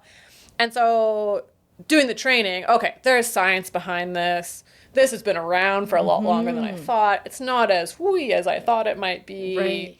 And then in our training, we, not in like a deep traumatic events personal way, but we have to practice with our colleagues in training to get the techniques, right? Yeah. But then when you're practicing and you're pretending to be the client for your colleague, we have to talk about something. Right. And so we were allowed to do it with very kind of surfacey kind of challenges. Mm-hmm. For example, I'm about to start practicing EMDR on Monday. Was like our kind of target, right? Like, and so then you got to experience it almost as if a client in that training. And I was like, oh, this is powerful. Even just in that training, when we weren't going deep into stuff, that was stuff that was like an everyday anxiety, worry, was like helping. Like I no longer felt distressed about having to start this new therapy on Monday after just learning about it. Right. How could this be? Yeah. Did you have to take some drugs? No. Okay, then I'm lost. Because I'm waiting for you to say we have to pop a couple pills and anxiety went away. No. Okay. We were just able to process that distressing emotion and help our brain make sense of what it was feeling and find a way to like file that information. I was like, okay, so there's some science behind it. I like to tell my clients there's also a bit of magic because we don't really fully know everything about the brain. Right. Yes. Everything about how some of this works. Yeah. Right? We have some good understanding about why it maybe works. There's a lot of research showing that it does work. But I'm like, there's like a touch of magic in this. Yeah. Like to get really to the nitty gritty, the neurological stuff, I would imagine even there, it's like, it's working. Just stop asking. I'm not a neurologist. I'm not a neuropsychologist. Yeah. Like I have some understanding of the brain, but not to the same extent. Yeah. So I was like, okay, I'm sold. This works. It works for a lot of people. It's like one of the top therapies for people who have PTSD, post-traumatic stress disorder. Okay, so this is what they use. Right? So, there's a lot to support this as a therapy. So I was like, okay, great. I've done the training. This is cool. And then you start to work with clients and you see clients who've been struggling with trauma for so long get better. What? How? Like, so what's the difference? Why? Things that they've been holding on to for so long that have been so distressing, or things that get triggered, right? Like people they have this, something might happen and they have this big response in their body as if that traumatic event was happening all over again. Right. Yeah. Not have that experience anymore and be able to just live life, or then start to heal relationships with parents that they were just so angry and hurt by. Right. Be able to hold both of those conflicting things in mind. Wow. Because there isn't the distress connected to memories anymore. I was like, okay, there's something here about this thing. Yeah. Right. Now, it's not the only treatment for trauma. Right. There's lots of different approaches to it. It's just one approach. Yeah. So I appreciate that we're just kind of we're focusing on one thing. Yeah, and you're right. There's and I like what you're saying, because I think what I hear you saying is there are so many different approaches out there that some of us don't even know about, and sometimes we think therapy is one way, the traditional way, the way we see it on TV, where you're laying on a bed or on a couch. Yeah, maybe not a bed. That's weird. That's if you're doing that therapy, leave right away. That's not therapy. That's not therapy. That's something. Thank you for that. I need a new therapist then. Okay. Kidding. We'll find you one. No problem. So you think it's just this talk. And what I'm hearing you saying, this is not quite that. So can you help us understand a little bit more? Then what is it? What is it? If you're not talking, then what are you doing? How are you reprocessing something? Yeah. So good point. So there are a lot of things under, say, a talk therapy column. EMDR falls under a non-talk therapy column. So this is really working with the body, working with that interaction between, like within the mind, between these memories that kind of got stored in fragmented pieces with more adaptive information to be able to understand and take away the distress. Now, there's parts of it that involve talking. Obviously, the therapist has to kind of understand what's happening to provide some safety in the process, right? But what EMDR, well, maybe I'll go through the steps with you. Yeah, thanks. Okay, that sounds good. So EMDR has 8 phases to it. Okay.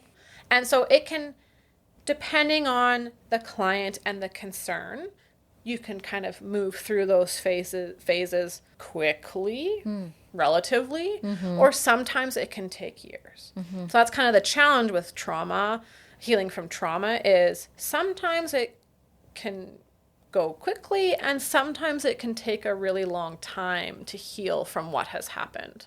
Yes. And so I know clients, when they're in distress, want a quick fix.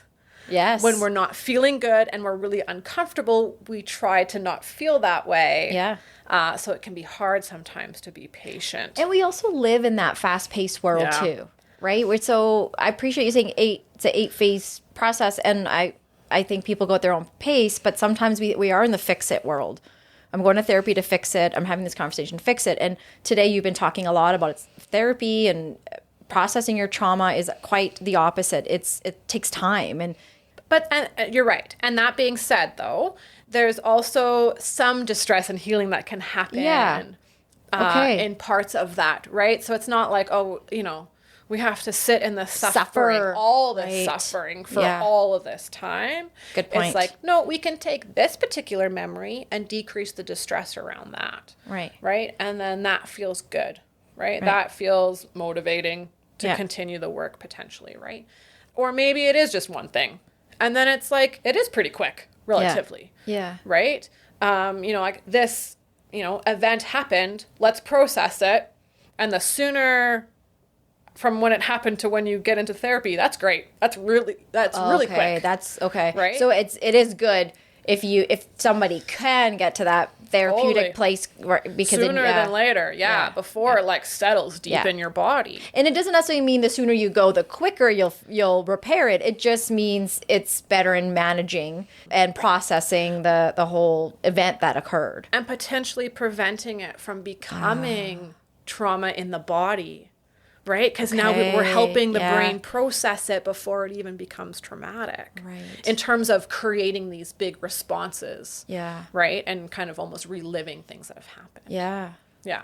And I know that's a simplified way to say it because, if people have a complex history of events happening, maybe it takes a bit of time. But the sooner you can get in, relatively, the better it will be. Right. Right? So 8 phases. Phase 1 is history gathering. You do that anytime you go to therapy anyway. Yeah. The therapist has to understand kind of some of the things that have maybe happened to you. Yeah. Kind of get a lay of the land. Yeah. So that they can be trauma informed. So they can understand maybe what might come up.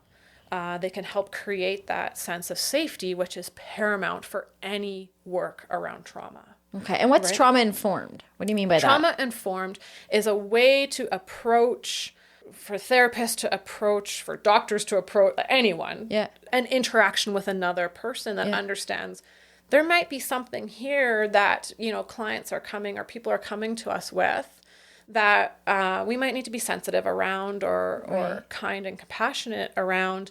And we have to create some safety in this relationship so that we can do any of the healing work. We can have this appointment with the doctor talking about hard stuff. Yeah. And clients aren't getting triggered. They're not feeling distressed in those moments, right? Because if we're in that place of like, you know, that distress right there, then we're not processing. No. Yeah. Right? Yeah. We're just perpetuating whatever's happened. Right. We're now in survival mode in our brain. Yeah. We're not being able to process anything. We're just trying to survive. That's right. And so we don't want that. We want to make sure clients can be regulated as much as possible. So clients aren't living in fight, flight, or freeze constantly. Yeah. Right? So there's a difference. I just heard this quote not too long ago too. Like there's a difference between the image of a tiger in the room and the tiger actually being in the room. Yeah. Right? Absolutely. Yes, 100%. Right? If people are triggered, if they're having a traumatic response, it's as if the tiger is in the room. Yeah. That trauma is happening again. We don't want that. That's re-traumatizing. It's like doing it again. And there's people that are living like that. I know. That they're triggering these memories and these things over and over and over, and some of us don't even, they could be our friends, they could be family members, and they're what's going on in here and on their body, we're not even noticing. We may never know what's happening, right? So that's why we have to be trauma informed so that we can understand that might be happening for people, and how do we try to create that safety so that they can come out of fight, flight, and freeze. Right. Yeah. Right? Because if you're in survival brain, your body's just going to do what it needs to do to survive. Yeah. Yeah. Right? Totally. Which isn't necessarily healing. Right. Yeah. Yeah. So we have to do history. We have to understand the lay of the land here. And there's different ways to do that. Mm-hmm. The cool thing about EMDR is like from day one you enter the therapist's office, you're already started. Some people might talk about, I'm doing EMDR, but they're talking about processing phases. We'll get there. Yeah. But no, it starts day one with that history. Okay. Right? Yeah. Like you're already doing EMDR. Yeah. From the minute you walk in. Right. So we gather some history. That might take time. It might not. Depends on the client and what's happening. And then phase 2 is preparation. This is a really important phase. Yeah. So this is helping clients feel that sense of safety. So that relationship with the therapist is really important. That sense of safety within the body and the space within the therapeutic office, for example, is really important. So that clients are out of fight, flight, freeze. They can start to build some trust. They can learn to regulate their emotions. So that distress, that arousal that comes up, the feelings of anxiety or irritability or that shutdown of numbness and withdrawal. Okay. Both of those are like too much. Yeah. And so clients need to learn ways to kind of come back into what we might call a window of tolerance. So the space in which they can kind of tolerate some emotions. Right. Both positive and negative. Okay. Because sometimes people get really excited and that sends them like over the top. Right. I'm just imagining kids. Yeah. Too much excitement at Christmas and they get puking. Exactly. Yeah. So we have to help clients develop some skills and tools, build that toolbox sometimes we talk about. Yeah. Of resources, coping strategies, tools to stay regulated, to stay come back from that distress when it starts to happen. So it's a really important phase because when we start getting into the trauma, things are going to come up. For sure, and so we need to be able to like get back to that sense of safety. Right. So phase 2 is preparation, and it's really important. And then phases 3 to 8 kind of go on a loop. Oh, okay. So that's when we start to get into processing, we call it. Okay. So we gather some information from clients and help them get connected to different parts of their experience of a trauma. So we pick a memory, for example, of something that they want to target, is what we call it. something that they want to address, something that they want to decrease some distress around. And so they might pick something like witnessing someone get assaulted at the bus stop. Right? That's a pretty extreme example. Yeah, for but sure. Yeah. It doesn't even have to be something that directly happened to them, right? So, you know, I was at the bus and I saw this person get hit, right? Yeah. And it creates a lot of distress for them, some upsetness. Now they're worried about being at the bus stop. Right. So maybe they go to a different bus stop. So it's affecting their life. They're making different decisions than they would normally do. Right. Let's deal with this. Okay. So this is our memory, our target. And we have to get the clients connected to the different parts. So what's the negative cognition that's connected to that? So that's kind of the belief of I'm unsafe. In a different example, it might be I'm unlovable. I'm not good enough. These I am statements that we start to believe about ourselves, right? Yeah. When these kinds of things happen to us. So we get connected to that thought. And then we get connected to the feeling. I feel scared. I feel anxious. I feel upset. I'm sad. I'm whatever that emotion. Right now, as they're sitting in my office, they're thinking about what happened. Yeah. So it's not even the feeling that happened at the time. They're just right now. What are you present feeling? time. What are you feeling? Thinking about this memory, right? Okay. Yeah. And then we also get connected to what's happening in their body right now as they're thinking about that feeling. Oh, I feel like my stomach has butterflies, or goosebumps, or I feel nauseous, or whatever's happening in their body, or I feel nothing. Like it feels void of anything, or I'm not connected to the body. That we have to work on in preparation. But but what's happening right now in their body as they think about this memory. And then we can get into the processing. And so that's what includes what we call this bilateral stimulation. Stimulation. I know. It's a big word. Again, why didn't they simplify this when they created this? This is kind of what that eye movement part in the name talks about. So originally, the woman that created this, her name is Francine Shapiro. It originally was kind of happenstance that she kind of came upon this process while she was walking, thinking about something really challenging that had happened to her. And she noticed her eyes were moving back and forth across the path as she was walking. And she then started thinking, oh, what is that? Because then she felt better at the end of this walk. And she's like, well, what was happening with my eyes? The history is... Oh my goodness, self-discovery. Is there. I won't go deep into that. Right. But then it got developed and researched just from this everyday thing that happened to her. So bilateral stimulation is essentially some sort of input. So watching something go across our visual field with our eyes, something go across our face with our eyes. It could be sound. So maybe we have headphones on and there's a sound going in one ear and then the other ear. It kind of alternates from one side to the other. Or it could be tactile. So maybe there's tapping. So maybe the therapist is maybe like tapping on our knees on one side and then the other side. Or now with technology, we get the benefit of that. And so like for me in my office, I have these things that kind of vibrate, they buzz. These little things that you hold in your hand. And so then it will buzz on one side and then it will buzz on the other. So it's bilateral, both sides. Alternating. That's the bilateral. Stimulation. One and the other. Right? And so that gets both the left side and the right side of our brain talking. So when traumatic things happen to us that have overwhelmed our system, they tend to get stored or find a spot in our brain in these fragmented pieces. Usually sights, sounds, smells, those senses that happened at that time of that event. Right. And that tends to, generalization, but tends to get stored, say, in the right hemisphere of our brain, the right side of our brain. But a lot of our good information is in the left side. The good stuff? The math stuff? Different stuff. There's different stuff on different sides. So our left side has some of this other information that is now not connected to because it was overwhelmed and stored weirdly. Right.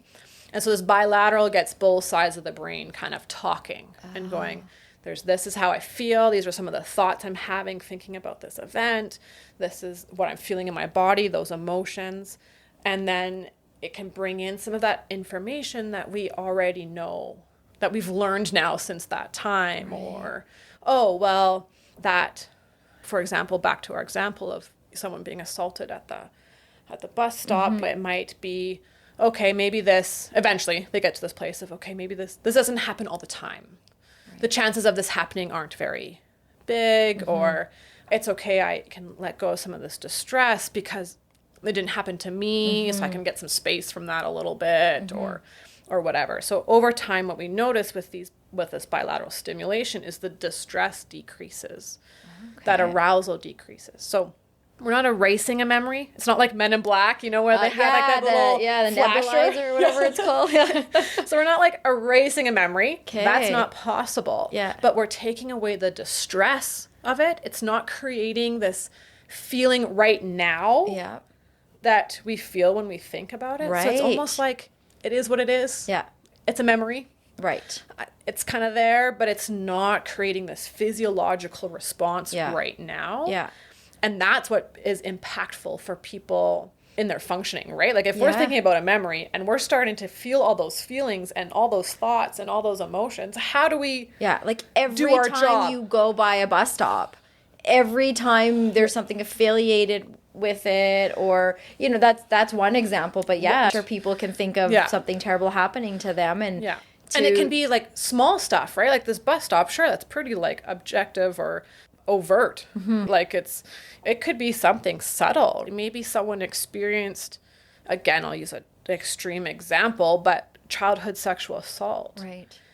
But there's like a certain scent, and every time they smell that, it was like the scent of the perpetrator, for example, right? And every time they smell this, they're sent into that big response as if it's happening again. Like that's really impactful. It has a big effect on people's lives. Well, and like how much control or how much of that are you in charge of when you don't know when you're going to smell whatever that cologne or smell that person was, and so now you're in a random place and having this massive emotional... Could you imagine, like, walking through the bay in the fragrance department, and all of a sudden you get a whiff of this, and it sends you into maybe a panic attack on the floor of the bay. Yeah. Well, now you're never going to go to the mall again. Right, exactly. It's that extreme. And how many of those places you're not going to go to that you shut out over the years? Because you can't predict it. You can't be in charge of that feeling or when that's going to happen or what your response to that's going to be. Yeah.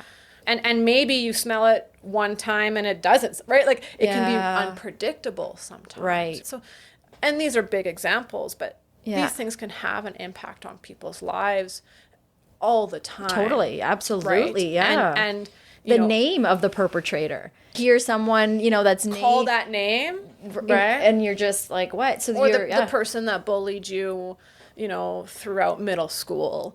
Right. Or someone says a certain phrase that your parent used to tell you when you were a kid. Yeah. Like totally, yeah. And what comes to mind is that's how you hear the I'm traumatized loosely or I'm triggered loosely a lot too in society. We're walking around, we're talking about these things. However, you're describing an example of what that is, of being triggered all the time by some terrible memory that you have stored somewhere and you don't know when it comes up or doesn't or whatnot. And so what do most people do? Most people try to get rid of it, try to forget it, try to hide it, right? Yeah, well, yeah, because human nature, we go away from things that are painful. I don't want to be near that. Yeah. Right? Yeah. So we're going to avoid those situations or those people, those experiences, the potential for that to happen. We might shut down emotionally, right? Withdraw, stop interacting. Yeah. We might be really anxious and we might still have to go to work, but we're scared that we're going to get in trouble from our boss when anything goes wrong. Yeah. Because we were often in trouble as a child. kid. Right. Right. Or didn't feel like we could do anything right. Yeah. Right. There was always criticism. No matter what we did, right? You got 95% on a test. Where's the other 5%? Yeah. We've watched the same meme video or whatever, TikTok video. Maybe had the same life experience. I don't know. Yeah. But and now, like, anytime your boss calls you to the office, you're where's like, that 5%? You're going to get in trouble for it. Yeah. Right. Yeah. So, that's such a common one.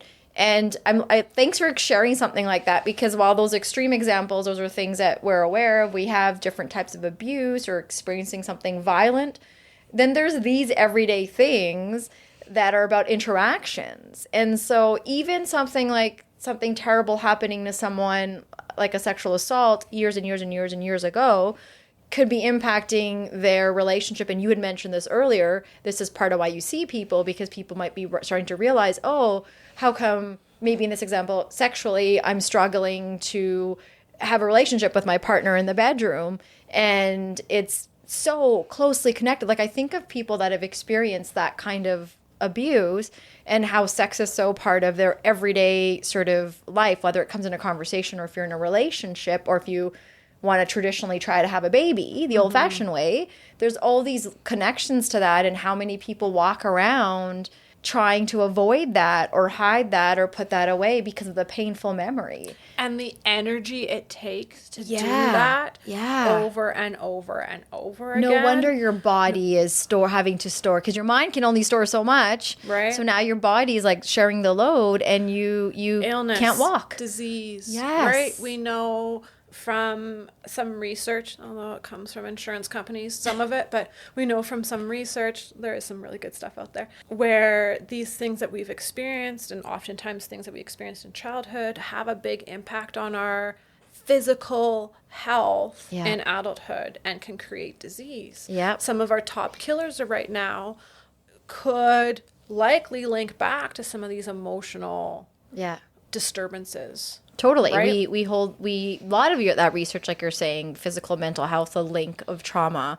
Go to the doctor for the body, and it's not even necessarily the emotional experience in the body, but this pain or this cut or this infection or whatever. Yeah. You know, we go to the doctor for our physical body, but when do we look at our mind and psyche? Well, yeah, definitely. But they're connected. They are. It's not like the brain sends signals to our body and our body sends signals to ways. Our brain, right? And that can have all sorts of effects, right? Yeah. You know, even going back to something you said at the very beginning of this conversation hours ago about like the broken arm, and we can see it and we'll go to the doctor for that right away, but yet we'll suffer with this emotional pain or relational pain. Well, what they see in the brain is relational pain, like rejection or a disruption in attachment, which a lot of trauma is connected to attachment. Which is a whole other episode. I know. I'm set for life. You are, right? But that what we would call like emotional or relational pain is registered in our brain the same way physical pain is. That's incredible. Right? It feels the same. It hurts. But we don't talk about this one side of it. Right? Why do we only talk about the physical? Yeah. It's a good question. Yeah. I think that's a good question we should all ask ourselves. Why? What can I do? It's one thing I can do for myself to start to acknowledge the connection between top and middle and bottom, everything, my body, my brain, my mind. There's some people out there that, I know, I'm just not there yet. So for those people that are building that self-awareness and are starting to get to this place of maybe even after listening to you today, some folks might feel like, maybe it's time to go see someone outside of my family doctor. What, for those people that maybe aren't ready to call a therapist yet, what are there things that people can do for themselves that in their own home or what that can help them get to the place of repairing some of that trauma or those significant events? Yeah, you can start by doing some journaling or just thinking about what am I experiencing? Yeah. How do I feel? Yeah. What has happened and how do I think that has impacted me, or what are some challenges in my life, and where do I think they come from? Right. Just some self-exploration around, what do we think? We're kind of the experts of our own life. My clients come in and I learn a lot about them, but I'm not in their body. Yeah. I'm not in their mind. And so we have some good ideas about ourselves that sometimes we forget or ignore. So even just kind of sitting with ourselves in some capacity to just kind of ask ourselves those questions. Right. And see what we think about it, right? Yeah. Right? We might kind of journal about it, let ourselves kind of get some of those thoughts and feelings out of our body through writing or voice memos or however you want to release that, right? Just getting it out. So thinking about it or getting it out, getting it on paper and writing it out. Yeah. And what if someone is thinking of self-administering your 8-step EMDR process? People think, I don't need to go to school. I'm sure I could Google it online and it'd say, do this, think of this. Maybe some people, would do that. Is that something that you would say, yeah, go for it. Go start doing that at home? Like, what are your thoughts about that? Well, my quick answer would be no. But hold on. Actually, that just reminded me. Can we just put a pause in that question and come back to it? Okay. Because we didn't finish talking about the other phases of EMDR. Oh, I thought we made it to step 8. No. Okay. Yeah. Okay, please. Jeez, just so people understand where this question might be coming from, right? Okay. So we got to the place where we're trying to understand the thoughts, emotions, and feelings in the body, right? Yeah. And identifying that so that the client's connected to that memory. That's Right. kind of where we left off, right? Okay. Yeah.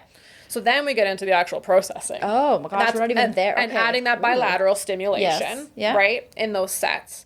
We talked a little bit about that, what that bilateral stimulation was. Right? Okay. Yeah. And that's kind of maybe what you're saying about, I can just go online and do this stimulation to my brain and figure it out myself. Totally. Right? I'm smart. I can do that. You're smart. Please don't do that. And then distress comes down. Right. And the final step of that is introducing a positive installation. So we're also, not only are we taking distress out of a cup, but we're adding in some positive connection to that memory for the client moving forward of their own feeling, right? It's all client directed. Right. It's not like I'm suggesting anything. So that we have this different relationship to that memory, that different experience of this memory that is more adaptive for them now and more helpful for them now. Wow. How do you do that? Oh, that's the fun part. Yeah. That's always the feel-good part. We've gone through all the hard stuff. This is what clients really like, is this part, right? Yeah. So it's usually connected to that negative cognition at the beginning of, I'm not good enough, right? For example, say that's kind of how someone felt about this memory or this experience. So at the end, once the distress is decreased, often the positive thought that they want connected to that memory is usually something the opposite. I did the best I could. Right. Or I'm good as I am. Yeah. Something more adaptive, something more realistic or reasonable. And so then we use the bilateral stimulation to install that in the body deeper, so that clients feel like it's valid, it feels right, it feels real for them, that feeling now connected to this memory. So we use that bilateral stimulation in a different way to solidify this positive feeling for the client. Wow. And that feels really nice. Yeah. Yeah.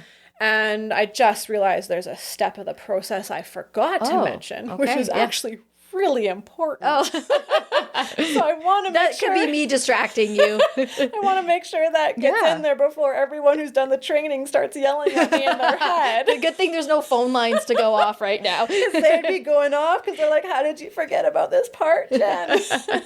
Oh, well, thanks for being upfront and honest. See, that's another reason why you're human. Great. Yeah, exactly.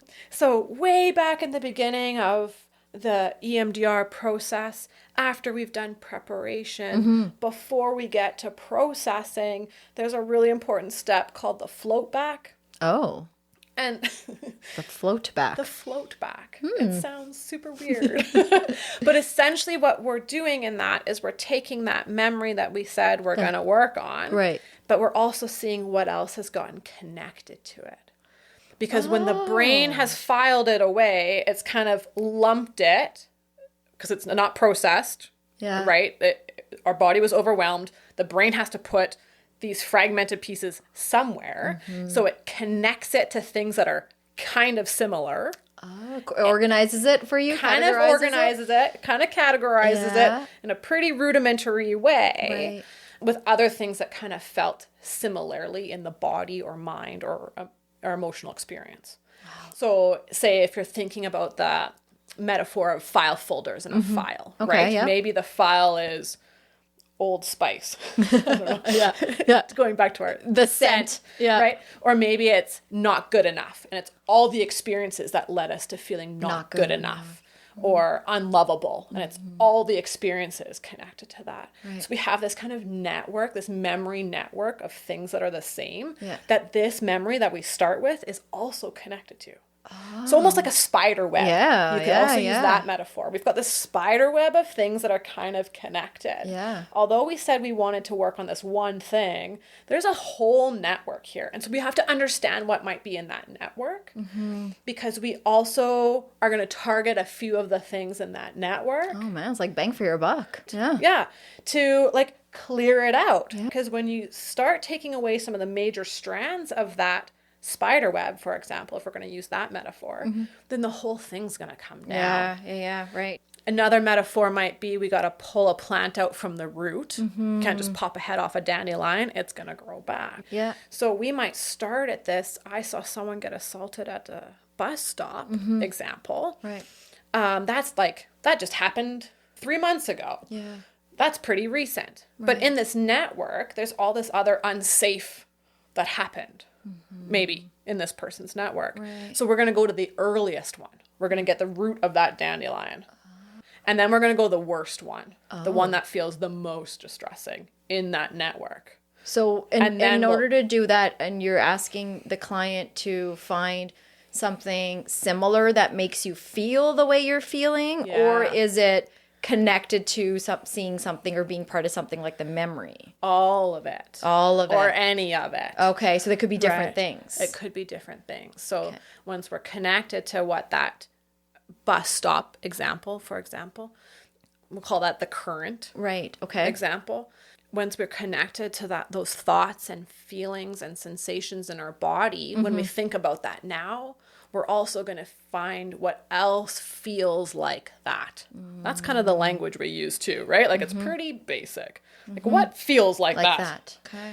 And a therapist will walk you through this. Yeah. They'll talk about all the steps as you're going about it, right? Like I'm just giving you like... Yeah, you're giving me the Coles Notes version right now. Like, you're not trained to do this after this conversation. This is like rudimentary. Right. Oh, back to my question. Back to your question. That's what we're heading to. I can feel it. Yeah. Right? Like this. I can't start charging people in the back alley tomorrow and start providing this. Okay. Please don't. Good to know. Okay, we'll get to that one though, because I think you want to be clear about that. I do. Yeah. Yeah, so we get kind of the network and we're going to get the thing from the root. It's important to get the root cause of things, and we'll get the worst and we'll come back to the target so that whole network can kind of come down. Because like the person at the bus, maybe the thing that was even scarier was I got assaulted like that once, or my mom did, or my brother did, or whatever. So and the reason I can't process what happened here was because of all this other stuff that's maybe not dealt with yet. Yeah, I immigrated from a country where I was part of war. We saw all, exactly, so this assault is the reason. So what you're doing in that is helping me understand as your client that there's a rationale for why I was having such big emotions witnessing someone have that assault. Because someone else could have stood next to me and watched it and would have been like, that's shitty. I'll call 911. We're all good. You're good. Okay. Maybe go home, write in their journal, but they're fine. Yeah. Talk to their partner, write in their journal, talk to a friend. Yeah. It doesn't impact them going forward. And then this person is having nightmares and anxiety and no longer can go to work or take the bus or like exactly. So like when you say the sooner I go in or someone goes to see a therapist, the better, because what you're saying is these memories and experience attach to each other. Yeah. And they can, so then my feelings can become even bigger and bigger by the next time I'm around something that smells like Old Spice or... My poor dad, he used his Old Spice, and I actually really liked it growing up, but I don't know why that became the example.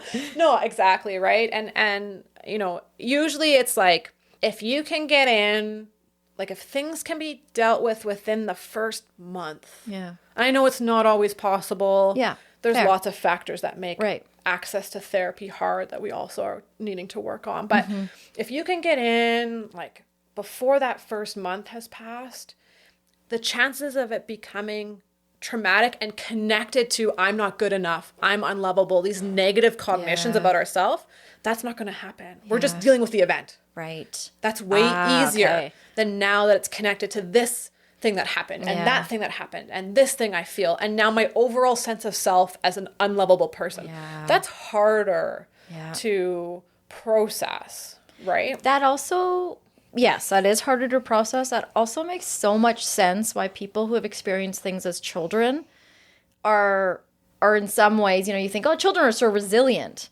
And then you become an adult and you're like, how am I still dealing with this thing that I was as a kid? But it makes sense because other memories and experiences along the way have heightened that particular one possibly, or that abuse or that event. And so it just makes so much more sense why as a grown-up, you're having the kind of feels about something in the way that you would experience, you would have experienced as a child. Like, why am I'm a grown up, my mom and I have this exchange. Why am I now feeling like a child that wants to go slam their door, when I know better? But it's not just about today's thing. It's about all these other things that could have been building up. Mm-hmm.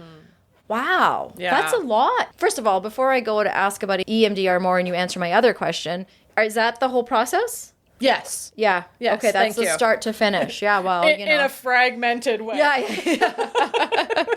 Well, you know what? It's the kind of underlying theme, right? That's trauma for you. Yeah. Nothing's linear, so when it comes to those things. So and sorry. Yeah. Good point. Because also this EMDR process and the phases, I know it's like 1 to 8, but it's also not linear. Yeah. We might get into processing and someone destabilizes, right? Things in their life happen. Or it's too much, and we have to go back to preparation, right, and build in other resources for them to cope. Yeah. So this was like a nice parallel example of how it could go. We planned it, obviously. It was in the script, right here, right there. Screw up the process. Got it, done. What's next? Give it to me.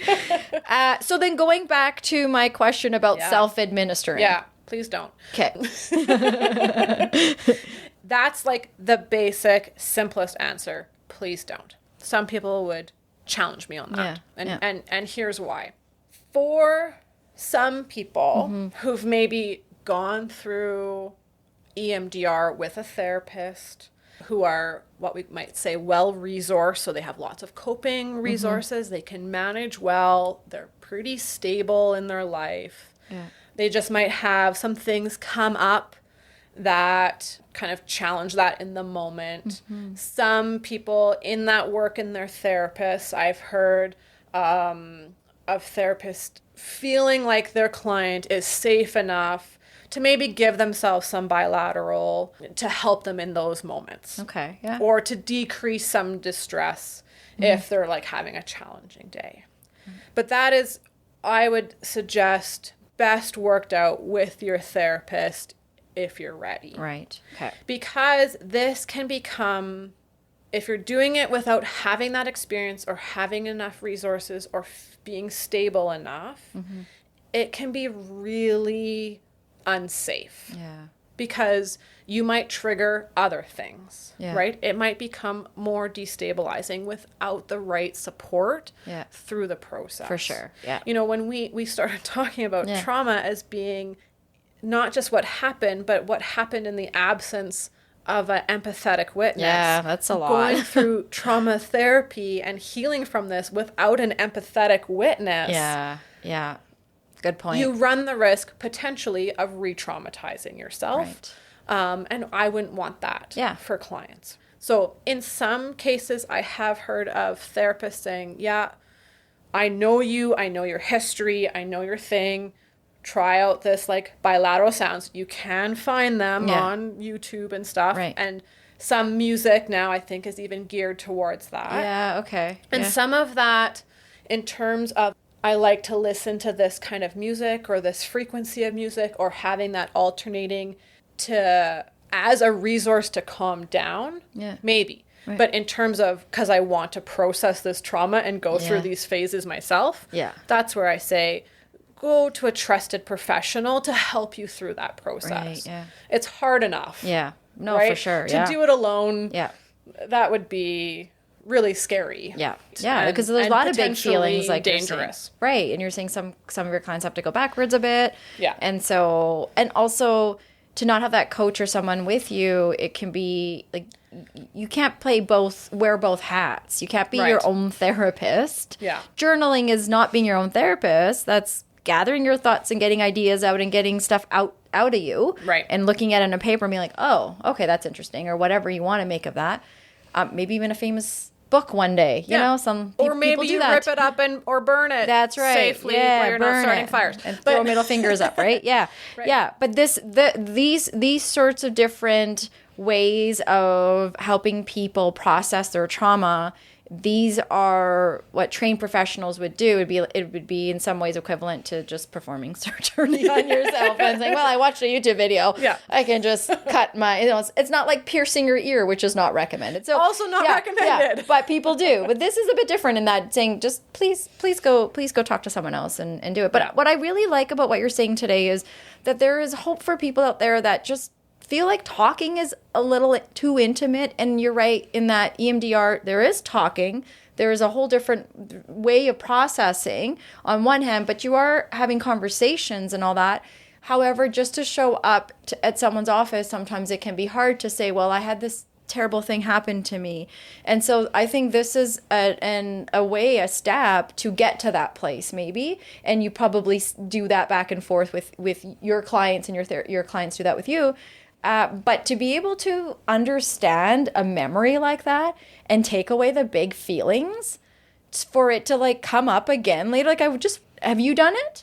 EMDR? Yeah. Yes. You have done it? Yes. So can I ask you then, that memory or whatever that event that you worked on, if it pops up in your head, and I'm sure now that I'm bringing it up, it's popping up right now. Don't picture the big elephant in the room, right? You're picturing him. What's that like to experience something that you've only known big feelings with? It's for me and for other clients, from what I hear, it's weird. Yeah. Because sometimes it's things in the past that we have felt a certain way about for a long time.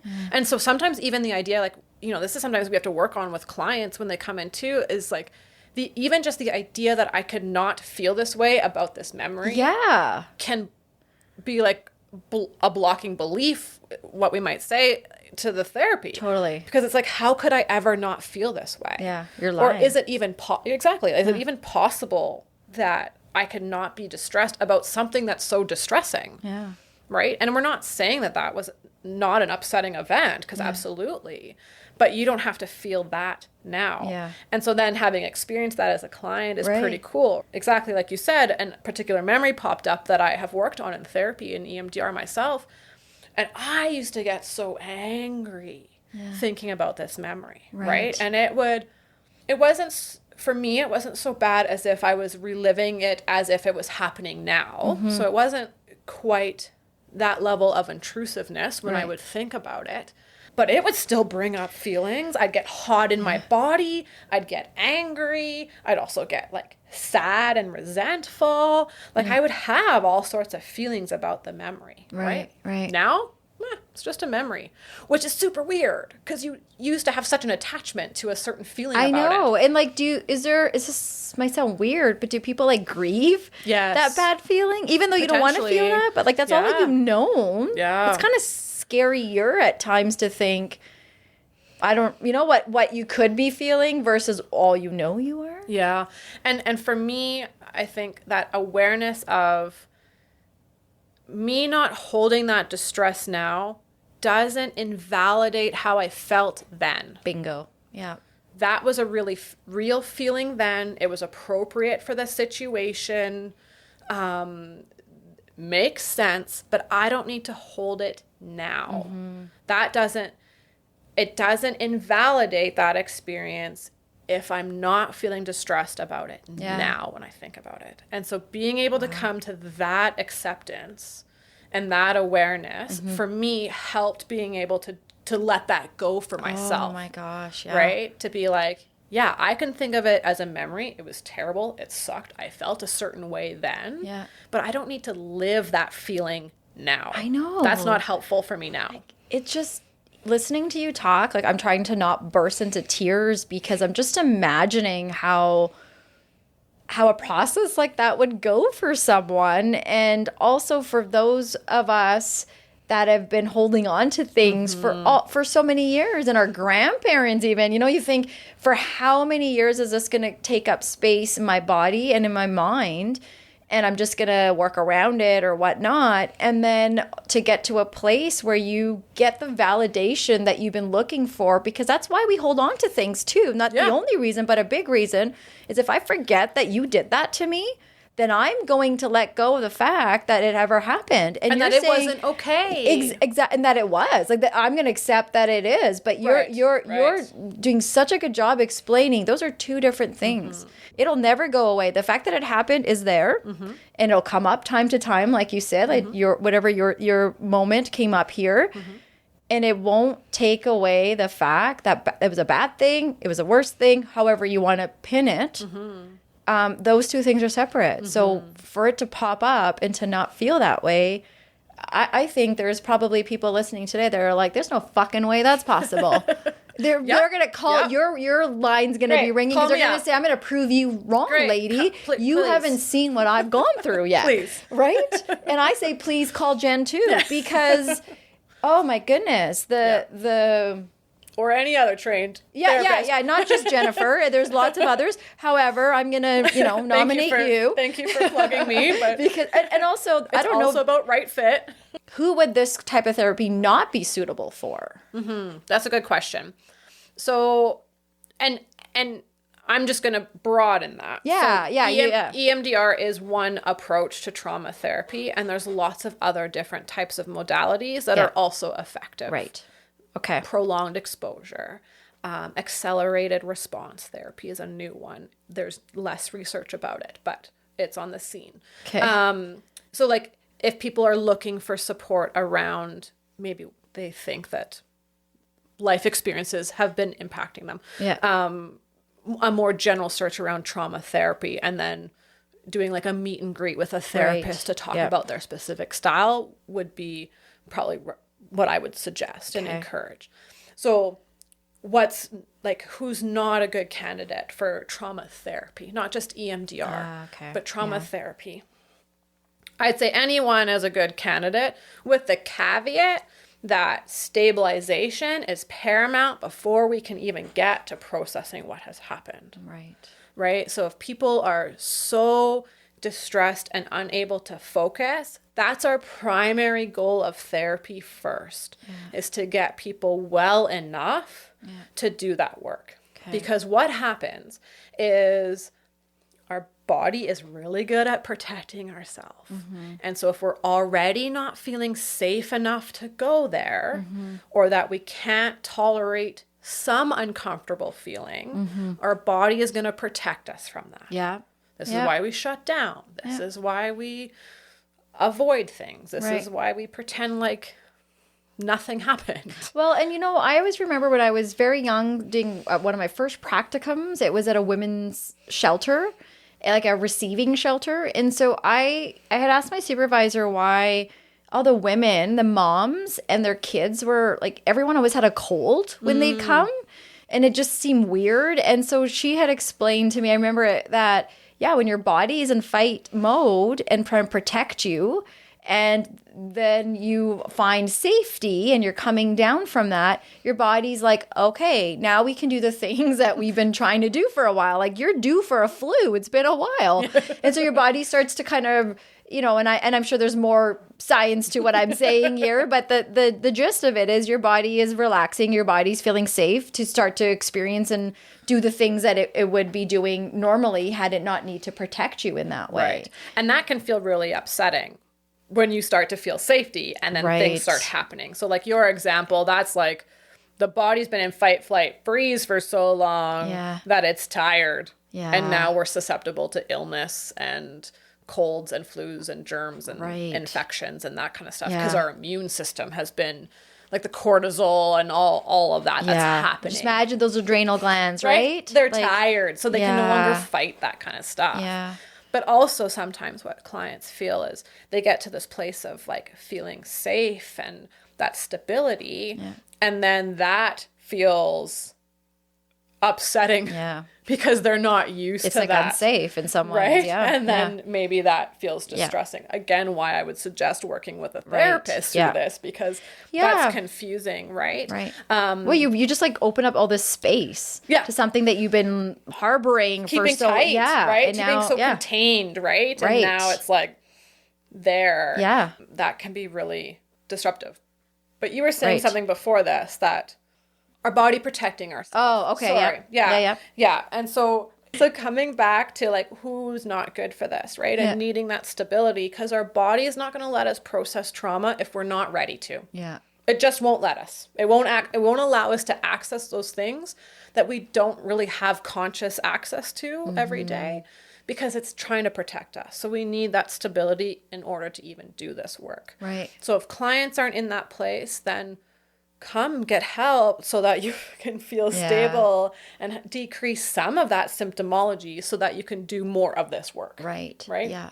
Clients who are in active addiction maybe might not be ready for this part of the work, right? Because the substances are going to alter their psychological state and the effects. Also physical state too. And physical state and, you know, maybe like hopefully they don't come to therapy high, but maybe, you know, now they're faced with withdrawal symptoms, for example, right? Yeah.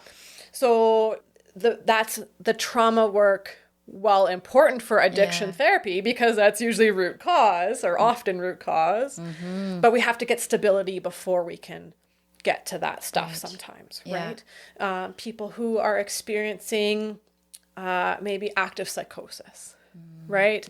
Are maybe not in a place for the processing part. We don't want to destabilize them necessarily and potentially re-traumatize them, right? So this is also why working with a trained therapist who understands these factors and can work with their clients to ensure that they're in a space with that trauma-informed care to be able to do the work, right? Yeah.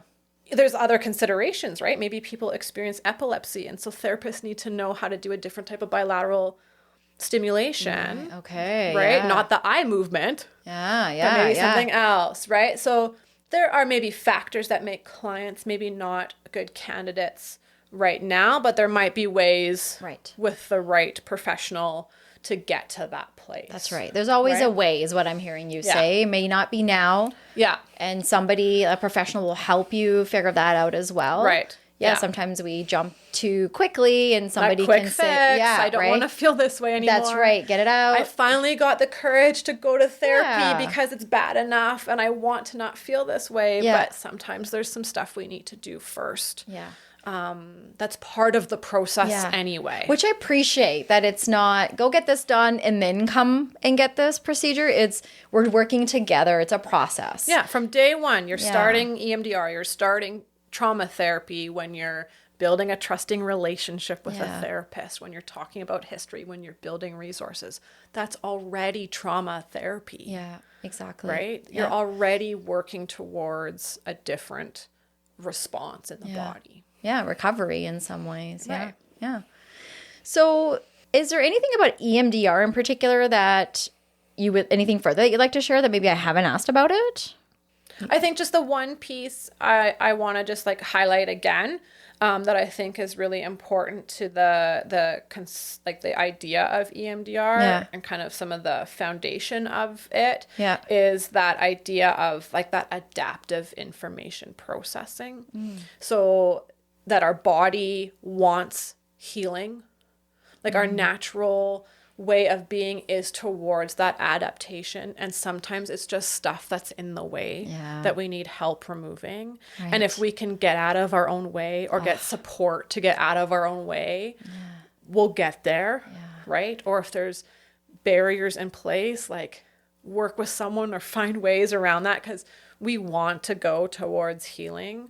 And that like the hope that comes from that, the empowerment that comes from that, from like learning how to work through these things for future stuff that comes down your way. To know I can get through hard stuff, and it might be hard and it might suck, but I can be okay on the other end, and I can thrive. That's right. Just that post-traumatic growth piece, right? It doesn't have to be this way. If you're suffering. You don't have to suffer. Well, and that's exactly what Dr. Ryan said from a neck pain place as well. Is he said his partner said to him, "You're not going to get a medal for suffering." And it goes back to the middle fingers up again. We have to show this a stoic kind of response to anything. And sometimes it's physical pain too, but physical pain we can get away with more because you can see it. Oh, it's okay you're in that much pain because you're bleeding everywhere. And it's more supported, say, in our society. We have health services. Emergency services. People come to your house. That we don't have to pay That's for. Right. Yes. Right? That makes it more acceptable to get that treatment. Yes. Right? We might be talking about a different situation if we're in the States, for example. And people might sit on some physical stuff longer than they should because they don't have access. But like if we had access to mental health care the way we did to physical health care, what would be different? Right. It's true. What do you think we could do? What do you think? Do you think? I'm sure you and your colleagues have those conversations, consults. Like, what are some barriers you think people are experiencing in getting some of that help? Finances, especially if you're looking for private support, because private's the quickest to get a therapist, like less of a wait. However, it's way more expensive. You don't need to, go through a doctor or wait, right? Necessarily, right? Yeah, but it can be expensive. Yeah, some people offer like sliding scale. Sometimes there are grants, like therapy grants out there, and different programs that try to make things more accessible. Right. Different therapists might offer different rates depending on your financial need. So you can always ask people about that. On Psychology Today, there's even a category that psychologists or therapists on there can identify if they have sliding scale. Right? Or being able to access if you have private extended health benefits. Right. Oftentimes there are psychology services, right? So that's kind of the private route.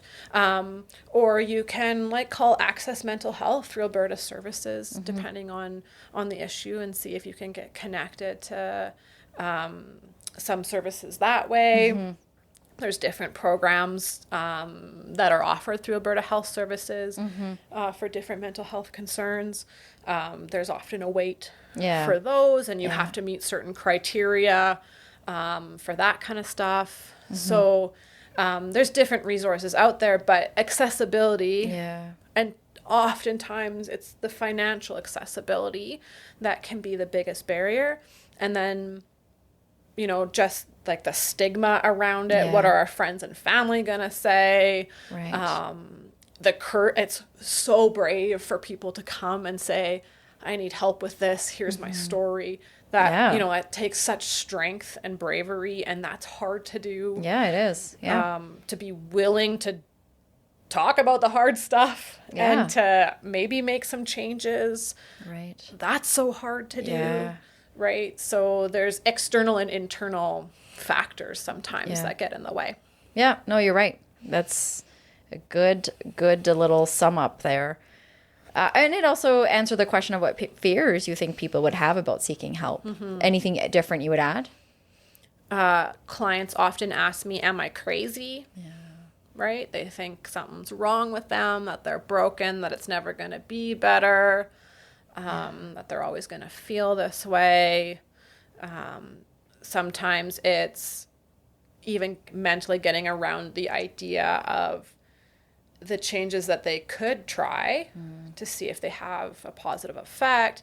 You know, sometimes it's like, well, I can't. Like, I don't have the time. I have these obligations or requirements. I can't do that. And you know, sometimes there's a way around that, right? But they might have a fear of what's going to change in my life. Right. And what does that mean for life? Yeah. And sometimes people feel like the devil you know is better than the devil you don't. Yeah. I know what this life is like, but I don't know what that life could be like. Right. And what if it's worse? Yeah. But what if it's better? That's just it. What if it's better? Yeah, that's the question. And learning about EMDR and as the approach, one of the approaches to helping people work through their trauma, there's a lot today that you talked about. There's hope. And for people listening today too, like this is a door opener. When you and I were planning this conversation, you said, listen, like we could do a 3 to 5 part series on trauma. And you're right, because there's so much to it. We just did a wide spectrum let's just touch on what it could be. We didn't get into the nitty gritty, and EMDR is one of the ways to treat it. There's lots of other ways. We didn't get into PTSD, and you kind of touched on that. And so these door openers are really just to kind of get the idea out. Are these the type of topics that people want to hear about? Are these the kind of topics that are going to get people to reach out for help? Mm-hmm. What's the ultimate goal and why we're doing this show is build self-awareness. And if we build self-awareness, maybe we'll get to a place where we want to do better. Yeah. And if we can do better, maybe we can be better. And okay, we want to thrive as a community at the end of the day. And so it starts with us as individuals. And I just have a couple more questions because I know I'm taking up a lot of your time today. I'm all yours today. I just appreciate it. It is so much, like you said, to go to. I mean, we covered a lot. We have covered a lot, and I appreciate all the questions you've asked and allowing this space to have this conversation. I'm sure once I leave here, I'll be like, oh, this thing would have been really great. So I'm just going to maybe say, I would like to reiterate that this is a conversation starter. Yeah. This is a really big topic. It's hard to understand all the ins and outs of it. Like I said, I'm still learning lots about it, even though this is something that I dive into. So I encourage people to just keep in mind that this is a conversation starter. If they have more questions or they want to know more or they think this might apply to them, to have the courage to be, I'm giving you the permission to talk to people about it and keep that conversation going. Right. Yeah. Good. What is one thing you can leave our listeners with today? A call to action, something they can think of, something they can do. I need a moment. Yeah. Go for it. Yeah. I would encourage people listening, and myself included, to reach out to a trusted friend, professional, anyone in your life when things are not feeling okay. Yeah. Reach out before you're like, oh, it wasn't okay, and now I have it figured out, and I'm just going to tell them that I went through a rough thing. When I've already fixed the whole thing. I've already fixed the whole thing. Right, yeah. It takes vulnerability and some courage, but like when it's rough, start that conversation, reach out, be like, hey, this is kind of what's happening here. Yeah. Find someone to be your empathetic witness. I like that. Find someone to be your empathetic witness. That's really I like that. That's probably one of the best ones I've heard. Oh, thanks. Thank you for that. I like that. Well, thank you. Thank you so much for having me. Oh, it was a blast. This was fun. It was. And I think you have you're right. You're on the right track about this is like a 10,000 part series. Yeah. Personally, to be honest, I didn't even think about, you brought them up. And there were lots of questions that we had today that you answered. However, I'm sure after we leave here, like you said today, there's so many more things. And I think that just goes, again, back to your processing events that happen to us, whether they're traumatic or they're bad, ugly, whatever we want to call them. Bad things happen to good people all the time. And there are ways that we can work through them and still find ourselves. So thank you for you that do what you do and make space for all of us out there that need someone to go to and need an empathetic listener. And maybe it's not a personal life person. And so appreciate having someone like you out in the community for people to reach. Thank you. I didn't ask you this at the beginning, but I'm going to ask you now. Do you meet people in person or do you also do Zoom? So yeah, both. Yeah, both. Yeah, both. Okay. Yeah. And is it just provincial? Provincially, yeah. Okay. I'm registered in Alberta, so Okay. I can see clients anywhere in the province. Okay. And actually, I believe our registration extends up to Northwest Territories. I think we have an agreement as well. Okay, great. I personally don't have clients there at this time. Okay. But yes, Alberta, and I see clients Zoom, a secure online platform, Right. or in person. Perfect. Depending on client preference. Okay. So you have a lot of options. Yeah. I like it. Yeah. Good. Okay. Well, again, a reminder to everyone, this conversation was a door opener, like we said. And so if you have any feedback about what Jen and I talked about today, please send them my way. If you have any questions about what we talked about, also send those our way. The places that you can reach me at are MFU Podcast, as well as info@mfupodcast.com. Otherwise, thank you for joining us. Thanks for having me.